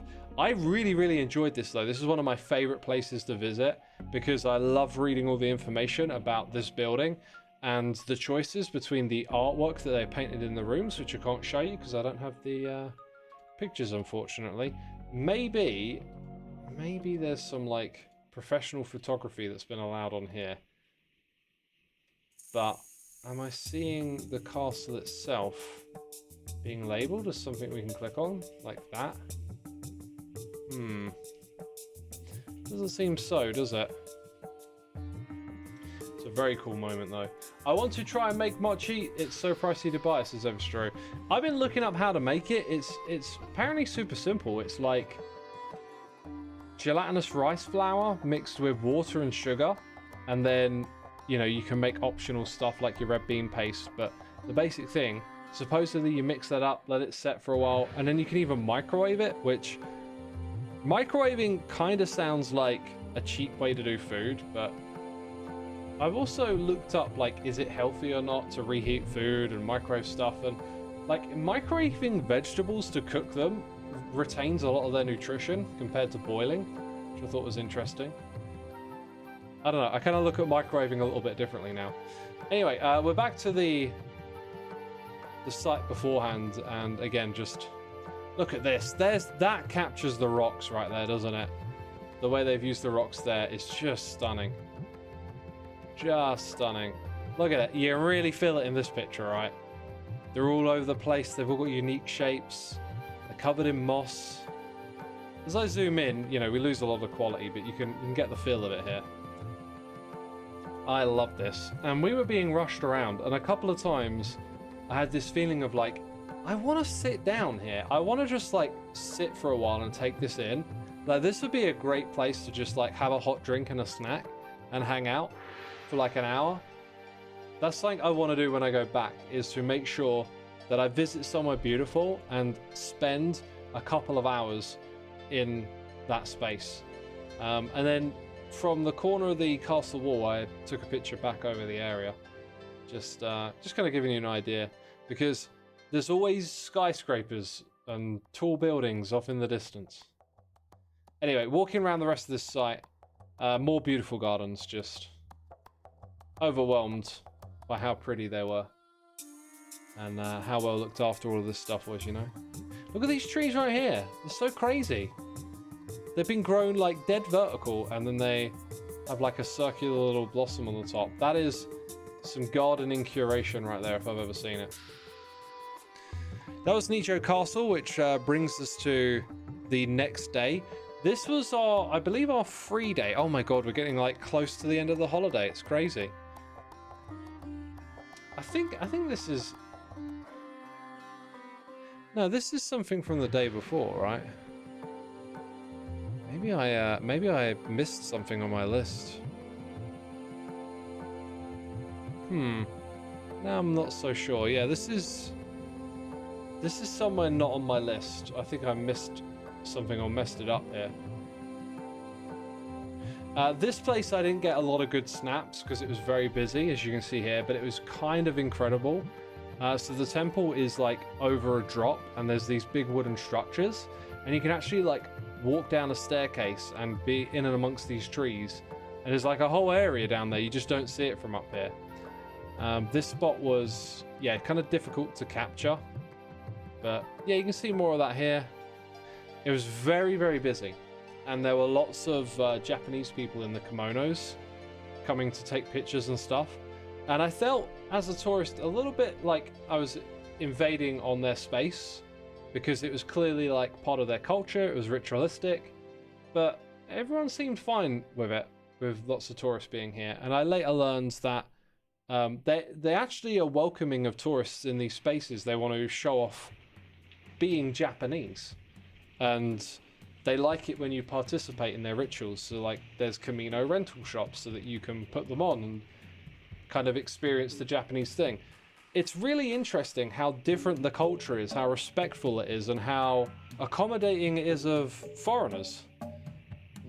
peculiar. It kind of felt like a moment where maybe we shouldn't be here, but no, they're welcoming. After that, I walked up and down these just crazy compact streets, full of people, full of shops, full of food, and the power lines, well, maybe that's the story for another day. The power lines in Japan are wild. This right here, this is like a 3 out of 10, you know, in terms of intensity. You will definitely see more intense power line setups than that right there. Japan is proud of their culture and willing to share, says Big Papa House. Yeah, definitely, yeah. Amy says, as long as the tourists aren't being nuisance, they're fine with them. Yeah, sometimes though it feels like just being a tourist is being a nuisance, right? Like, some people are disrespectful there. I remember a few years ago there was this controversy with Logan Paul going to Japan and being a goof, and people were upset about it. And at the time I remember thinking, like, I kind of like look at this like the show Jackass, which I love. In fact, I'm pretty sure Jackass did a bunch of similar stuff, maybe even in Tokyo, but I kind of looked at it like that and thought, you know, they're doing their goofs and gaffs and stuff, and it's kind of disrespectful to do that anywhere, in my opinion, but supposedly because they were doing it in Japan, it's even more disrespectful. Now that I've been there, I kind of look back at it and think, like, yeah, that's like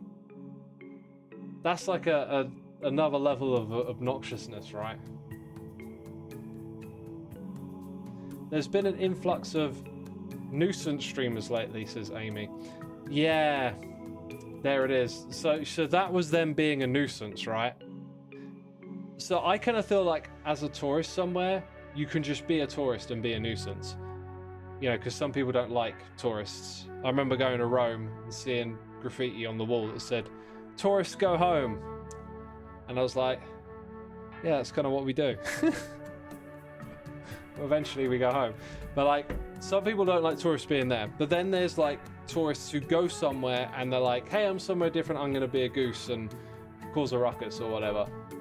And that's like, that's not cool anywhere, right? Yeah, anyway, so I didn't see any of it. However, I was having quite a loud, enthusiastic conversation on the public transport a couple of times, and then later on remembered that on public transport people don't talk. They sit quietly, look at their phones, but people don't talk when they're in transit in Japan. And then I kind of looked back and thought, oh, was that like annoying to other people, or do they care much? I don't know. Yo, I think Pearl's gone, but I found Larry. Look at this right here, this expression next to the symbol. Just, there's something about those symbols when they're paired with some of the wacky stuff that comes out of the country is just innately comical. Because you don't know what it is, but it feels like it's saying something really weird.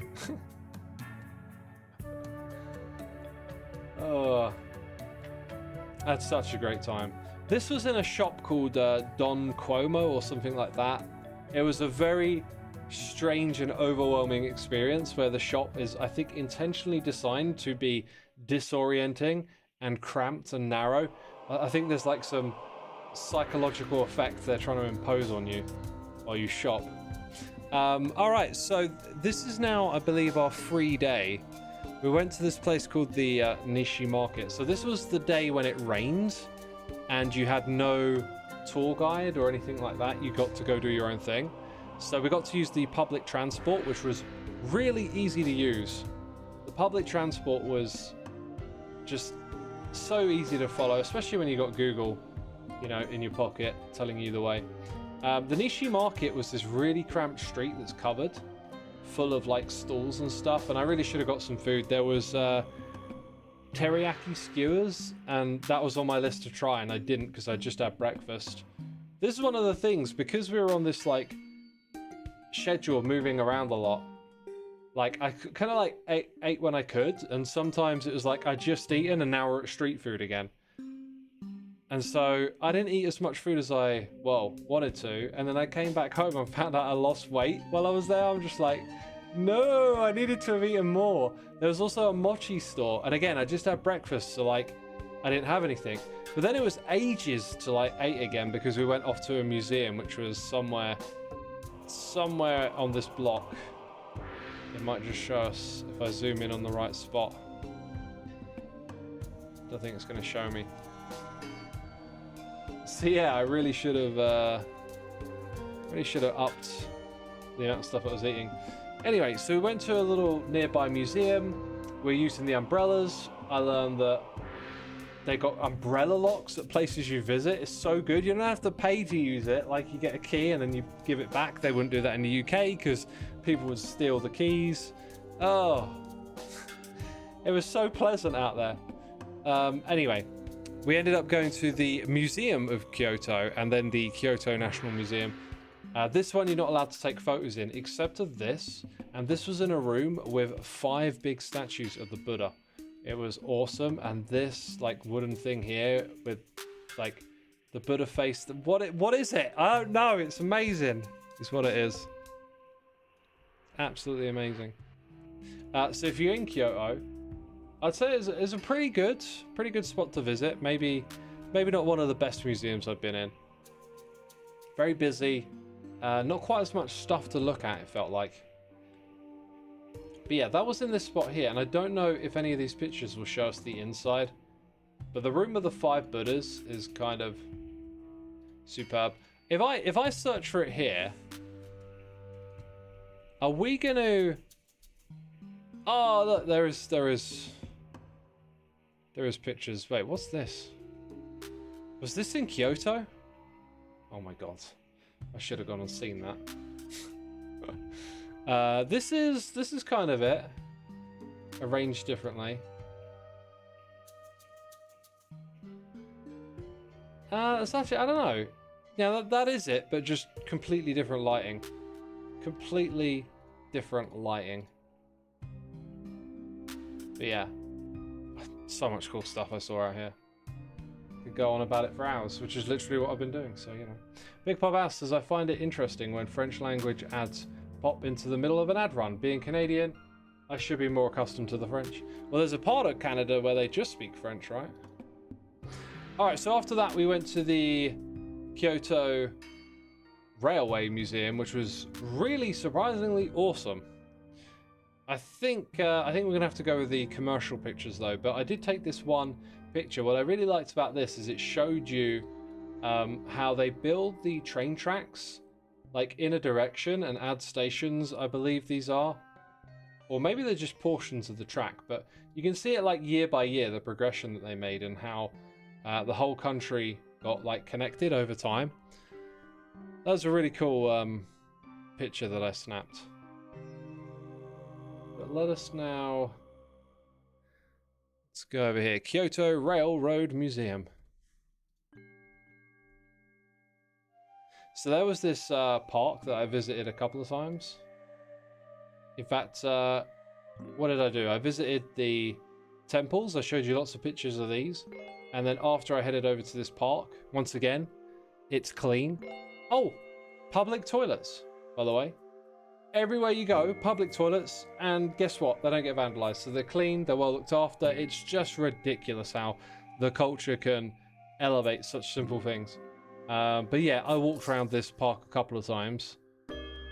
And then this railroad museum here is just, this whole complex is full of really cool rail related stuff. And out the back here, they've got an old school roundhouse turntable. And these are all like coal powered trains. And some of them are actually on display. It's really cool. They were getting them out, rotating them, driving them about a little bit for people to see. Looks like we've got some professional images here. So yeah, really big, spacious building. Just full of trains and awesomeness. Like the history of the trains, you can go inside some of them. You can go inside the cockpit where the driver is. Really, really good. If you like stuff like this, like trains and transport, and you're in Kyoto, and you want something that's a little less like temples and traditional stuff. Highly recommend this. It was really good.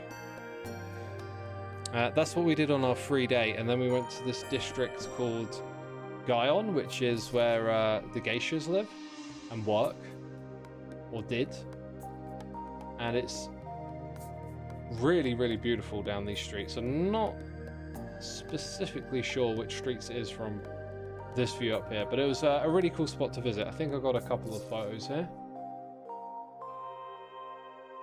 Yep, this is a shrine in that district. A view down the river. I was making a joke at this point. I was sort of saying, like, if you actually look at this for a moment, right, this could be in the UK, but if it were in the UK, there'd just be like litter everywhere, and then it wouldn't look as pleasant. Like, it is just a stream with some trees and shrubberies and stuff growing, but because there's no litter, it looks beautiful. And then there were lots of streets like this, just absolutely gorgeous. There was also this restaurant here with an amazing smell coming out of it, and like people queuing up to go in at one point, and it was just like, oh, what's in there? Then we get to the following day, which is our last day in Kyoto before we go to Tokyo. So I headed out to this Toji temple, and this main area here was unfortunately shut. This is another site I would have liked to visit. Apparently you can go up all 5 different floors. But I just had to be content with walking around the local area, which again had beautiful sights like this with the big temples and the shrines. And so I got some snaps of amazing architecture and buildings again. But unfortunately I didn't get to go into the Tojo temple. Oh my god. Peeps, you're not going to believe this. Right, I was in a toilet and I found this image. My whole life, I didn't know this was the wrong way to use the toilet. Like, no one had ever told me before. But this is what's so great about Japan. They communicate so effectively. You know, now I understand why other people don't get their feet wet when they go to the toilet. You know? Like, why do we not have this in the UK? It makes so much sense. Like, your bum actually, like, fits the shape, you know? It's changed my life, this has. It's changed my life, you know? Oh, and speaking of Japanese toilets, okay? Heated seats, oh my god. Like, when I got there and I saw the control panels, I had a little bit of a giggle, okay? When I used the squirty bum feature, I had a very big giggle. And then I realized how hygienic and clean it was, and I spent the whole time using the squirty bum feature, okay? And now I have to go back to wiping my own bum with my hands. Okay, yes, I do use toilet paper.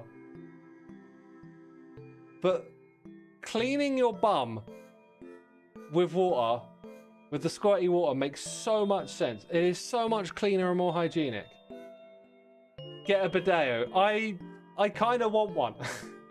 I kind of want one now. I feel like every time, if Japan has given me one thing, every time I wipe my bum, I'm going to think of Japan again. And I'm going to be like, I don't want to do this. It is the inferior way of cleaning myself. The Bastillion says, what happened for this sign to exist? Yeah, what did happen? What did happen? Oh, gosh. Oh dear. Oh dearie me. Alright, so we go back to Tokyo. It's our last day there. I went to this museum of emerging science and innovation. It was kind of like, I've been to a lot of science museums and I kind of feel like this was probably more aimed at kids. And so it was a really good building to visit. There's some cool stuff there, but I didn't stay there for too long and headed out into the local area. And this place feels a bit strange because it's called Odaiba, by the way. It's reclaimed land. You can kind of see that from up here, but it's just super open and clean and spacious compared to other parts. You can kind of get a feel for that as we look around here. There's also some incredible architecture. So as I headed out of here, I went in, I believe, this direction. No, it couldn't have been that way then. Wait, I'm looking for like a crossroads that I walked out onto. Huh. Oh, maybe it was here. Yeah, this is it. Going this way. Giant Gundam statue over here, which I wasn't quite sure what it was. It looks like a transformer, but it's from a Japanese anime. And I also went into a store earlier in the trip where they had just thousands of figurines like this, all these different transformer type things. Yeah, and then this area is just full of incredible architecture, of which this building right here might show off a little bit of that. Like, what is going on with this? And then there's the sphere here. It's kind of a bit wrecked by the 3D models and stuff, but when you're in this area looking at it, it is just stunning. And what we did in this area is we got on this monorail. It was 330 yen to ride out on the same back, which might sound a bit pricey, but the views, I tell you, when you go along this line and you're looking out at the surrounding area, like all these different skyscrapers off in the distance in all these different directions, it was phenomenal. And it went over the Rainbow Bridge right here, and then headed up going like through all of these big buildings again, like these stacked roads and rails just going in between all of these high buildings. It's incredible. And along here I got so many snaps of amazing buildings and stuff, but I didn't include those because they were taken from like inside and they had a lot of reflections and stuff, so I left those ones out. Anyway, that was inside the Science Museum. Between like the 3rd and 5th floor, you have this walk around, and then this thing's like got a projector on it, so it's constantly changing. That's the Gundam statue. Super cool. If you're into your anime, you might know it. The Can of Heaven says, calling Gundam Transformers. Guess you're banned now. They look like a Transformer. At least the ones that I saw. Like, I paid quite a bit of attention to the models, and like you would see bits of like vehicle shape and stuff. Maybe not on this one, but on the other ones I was looking at. But they weren't called Transformers. I don't know what they were called. But yeah, this is the part where like pictures can't do it justice. You'll probably understand that if you've been to a place with like lots of things off in the distance, but like these buildings, and especially when you're in transit and moving, and you're like on this rail looking out at the views from the window, it's incredible. Tokyo has just got so many skyscrapers all over the place, and they've also got the Statue of Liberty. And that picture I just realized with the bridge behind it, like it almost looks like the Golden Gate Bridge if it were colored different, but it's the Rainbow Bridge. Here's that building that I tried to show you a moment ago, but it looks super janky. Just there's stuff like this all over the place. It just blows your mind. And that picture, just the way the light is, the sun is like interacting with the shadows here, just looks fascinating. All right, my final day. My final day. After, you know, coming back to Tokyo. I have to go again, but I get up early in the morning because it's my last day there. I've been getting up in the morning every day I could. Yo, Cup Band's here. Looks beautiful, Xisuma. It was incredible, my dude. We should actually try and get some professional shots of this area. Let me have a quick search. Odaiba views. Yeah, it's got it. It's got it. So professional photography. Hello. Can give you a bit more of an idea of what this place is like. This looks like the shot right here.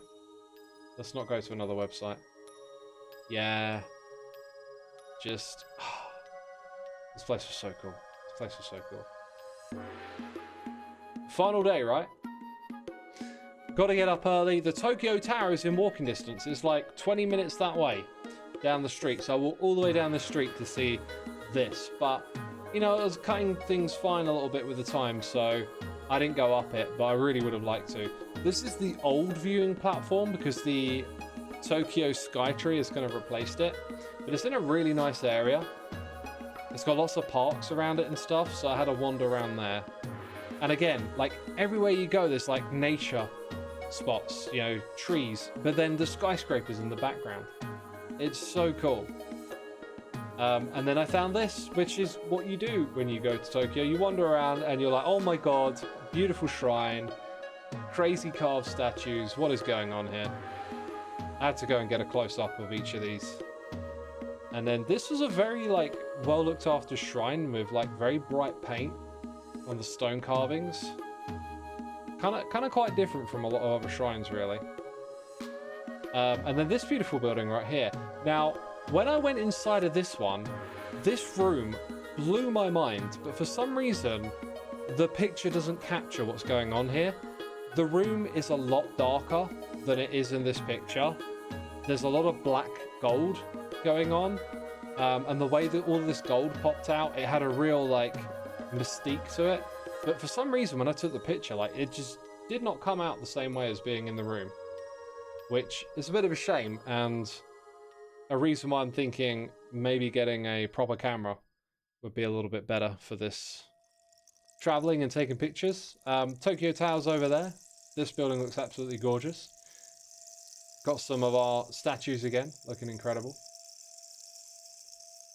Christav says, hi X, have you been to Japan?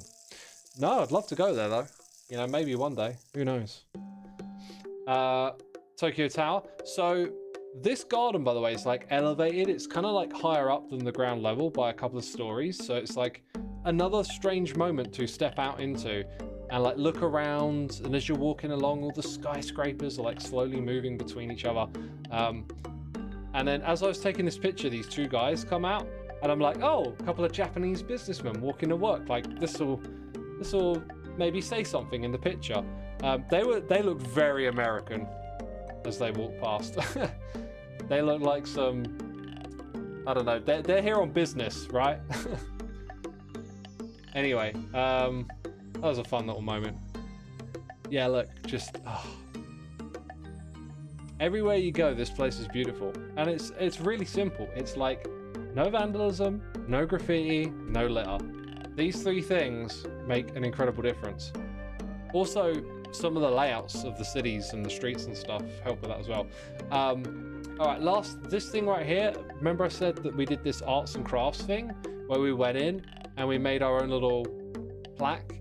I loved this. I love this. I love putting on the gold. And then when we came to putting on the glitter, unfortunately, I just didn't know what I was doing and dumped a ton of glitter on it and then spent ages trying to push it around, which was difficult because lots of the glue for the gold had like got caught up in these areas. So I really loved how it looked when it was plain black and gold, and then I feel like I messed it up with all this glitter. But this is just me probably overthinking things, because when I got back, I now appreciate it much more, because it's like, it doesn't actually matter that much. This is just like a cool moment on my trip that I've now got an object of that I get to take around with me. Well, you know, not take around with me, but it stays in my home. You know, it's like a memento, right? Who doesn't want a memento? It's a very cool memento. That was the end of my trip. Coming home, same journey back, except we were flying against the headwind. So we had a 12-hour flight, a 2.5-hour break, and then like a 10-hour flight. And I had some very strange sort of like micro napping on the plane where you sort of half fall asleep for like 10 or 20 seconds, and then you kind of wake up a little bit and then you go back again, and like you're doing that. And I don't know. I calculated that I've been awake for 48 hours straight from that early morning in Tokyo to getting home and going to bed at 11 at night. Like, and I had about 1 hour of like micro sleep in there. It was, coffee got me through it. By the way, Japanese coffee, A-OK, amazing, love it. Japanese do coffee very well. Did it take some time to get used to another time zone? So when I got there, it took about 6 to 7 days before I started to just get proper sleep. It was like I would sleep for about 3 hours and then be awake. And on one night, I gave up and just started listening to like a podcast in the middle of the night. And then after, like, it was a day or two after that I realized, if I'm not sleeping, why don't I just get up really early and go explore? And I kind of wish I had done that from the very beginning. Anyway, questions, people. Like, there's so many more things I want to say about this place. If you got questions about, I don't know, the food or whatever, like, while this is all on my mind, let's talk about it. Maybe you're thinking of going yourself. You want some tips, things you're not sure about. Like, I just got back. It's fresh on my mind, so maybe I can help out a little bit. Did you pick up on any Japanese? No. However,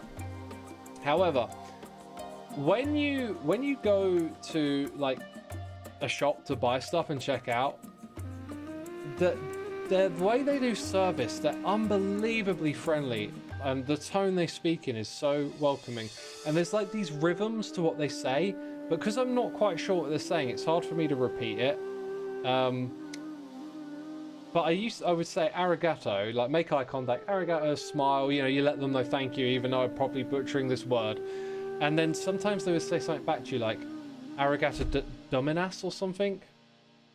And that one I started to pick up on, but I'm really bad with language. So it's like, even though I heard it a lot, it's just not getting in there. But when they talk to you, there's like these, they go through this like little rhythm of saying a bunch of stuff. And I don't know what any of it is, but it's really friendly. And it sounds really similar. It feels like there's a series of things they say to you as you go through the checkout. It's kind of hard to describe, but for those of you that have been, you probably understand. Xisuma, what was your favorite part of the trip? It was the morning in the small place. If I look at my notes, is it Kanzanawa or was it the place before it? Takayama. I think Takayama was my favorite place because this was the moment, like I've been there for 5 days and I rushed around and seen a lot of stuff, but then I just had this like moment in this much smaller place where I really started to like connect the dots. And so yeah, I headed out like up into these hilly mountainous areas. I walked through tons of these tranquil, humble little streets that people lived on. It was really something. Let's see if I can just dump us back onto one of the streets and recognize it. I think this is one of the streets that I walked up in the morning. Super cool. Love this place. If we look to the right, you'll see people's like houses, and a lot of them have garages that are just open, and there's just stuff in there and no one's taking them, you know. Did I travel alone? I did not. I went with a tour group. However, I felt so comfortable and safe, which we discussed earlier with Pearl. Like, although you may feel safe in a place, you should keep up your vigilance and whatnot. The public transport I could use, like there was so many things that worked for me. I think we've just gone down the alley to like the back of someone's house. There's so many things that worked for me that I feel quite confident about being able to go back and navigate and travel alone there. The public transport systems are just so well organized. It's really, really easy to use. How is public transportation compared to London? It's busier, but better organized. Like, people line up in queues and stuff. And like, once you know what the customs are and how to use the system and what to look out for, all of a sudden it's like, oh, this really works very well. And it's very reliable. The trains just turn up on time and they're fast and they're frequent.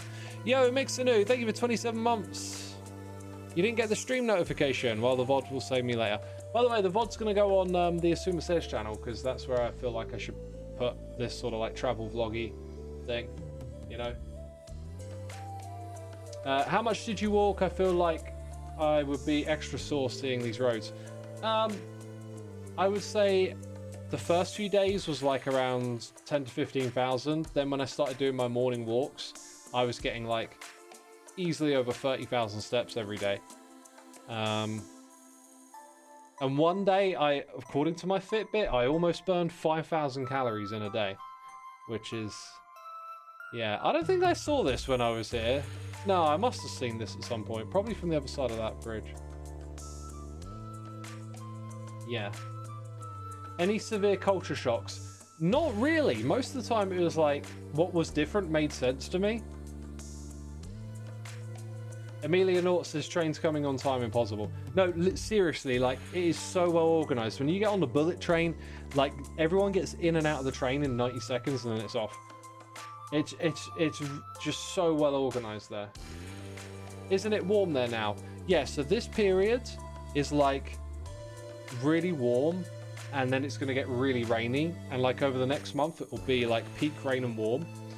For us, all the days there were warm, and just 2 days where like the rain caught us out at the end of one day. The other day it was raining, but we were mostly indoors doing stuff, so yeah. Did I try their Japanese curry? The curry that I tried was with their omelette dishes, where they do like rice inside of an omelette, and it was chip shop curry. If you want to know how to do Japanese curry, you get your curry powder, which is the default basically for all like curry sauces, and you just don't season it with like, you know, garam masala or chicken tikka or well, not chicken tikka, tikka, right? You know, all the different other things that get added. Turmeric is one. My brain, if it were better, would rattle off a few more. It's just that. So like after having that, I'm like, oh, I think I might make my own little omelet dish and figure out how to make the curry sauce the same way, and then yeah. What was the places like where I slept? Everywhere was like a 3-star hotel, and they were absolutely just brilliant facilities. Like the hotels that I stayed in, one was a little more rural, but all of them are really good. I don't know like what the difference between accommodations is like. So like, dude, what is this like mega road across the? It's an underwater thing, isn't it? Yeah, what are we discovering here? What is this? Tower of Wind? Dude, this is like the ultimate distraction. I've forgotten what we were talking about. Yo! I didn't know this was here. The heck? Crazy. Yeah, so facilities really good. Breakfasts at the hotels, all of them were awesome. Yeah, some a bit more awesome than others, but you know, it's buffet, so you pick out the bits you like. This feels like when you find a secret base in the middle of the ocean in Minecraft. or you search for Area 51. Dude, I remember being a kid in school and thinking that I was onto something when I searched Area 51, and like I found pictures of it from above in the sky. I was like, oh, it's a base. There's UFOs there, man. I found it. Look, it's real. I guess like at the time my exposure to Area 51 was just like, you know, aliens, UFOs. So on some level my brain is kind of rationalizing like that's not real. But then, oh, it turns out the base is real. There is an area, and it is called Area 51, you know. Right, any more questions, chat? From now's your time. I'm here to answer your questions.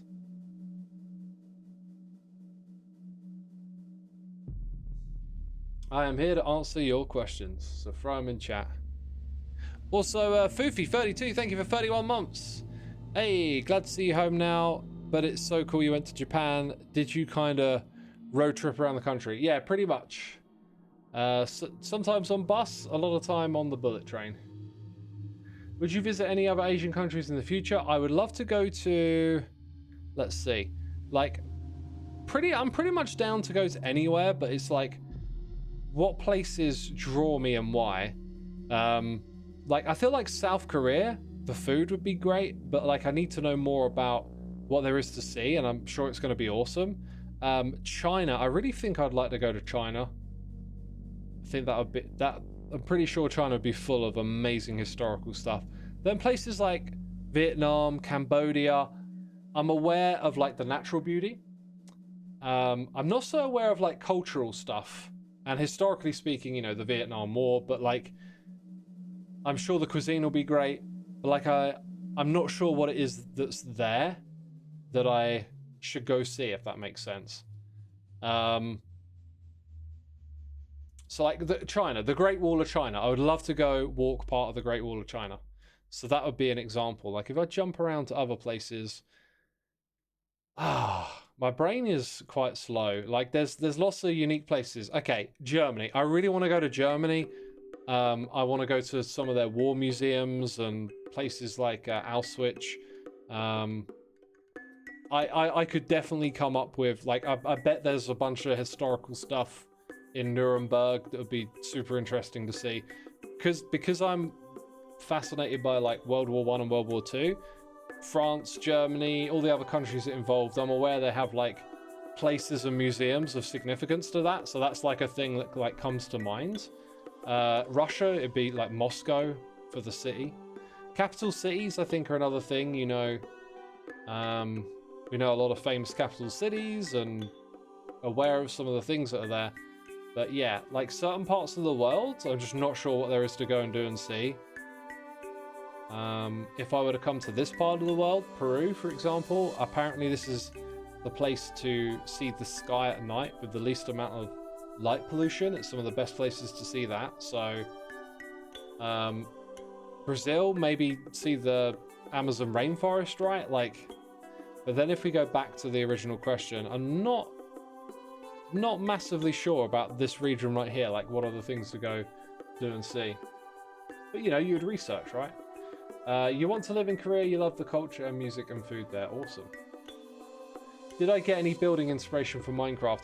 Not really. I kind of just turned off that part of my brain while I was there. It was just like, I just immersed myself in this place while I was there. Auschwitz is in Poland, says Indigo Carmine. Yeah, it is. It is, yeah. Good point. But you know what I mean? I was just thinking of like all the World War II related stuff. You should visit the UK for sure, says Chimera. Yeah, I heard they have lots of litter there, so you know, go check that out. PG says we are in India have great food. Yeah, I'd love to go to India for the food. In Chile, we have great places to visit. The observatory is awesome. I might have gotten confused when I said Peru. It might have been Chile. But yeah, I'm aware that somewhere on this part right here is the place to go and see the skies at night. Australia would be awesome. Yeah, it would. I'm aware Sydney would be an amazing city to see. And then maybe I have to scratch my head a lot because I'm not sure what the other like big attractions are really beyond some of the big cities they have. Because a lot of this area is just empty in the middle, right? Right then, well, I've answered some of your questions, I hope. And my voice is absolutely shattered and I got to stream again in a couple of hours, but I'll be with some other hermits, so I might be resting the cords a little bit. I forgot what it's like to talk for hours straight because I haven't done that for a while. I've had 2 weeks off.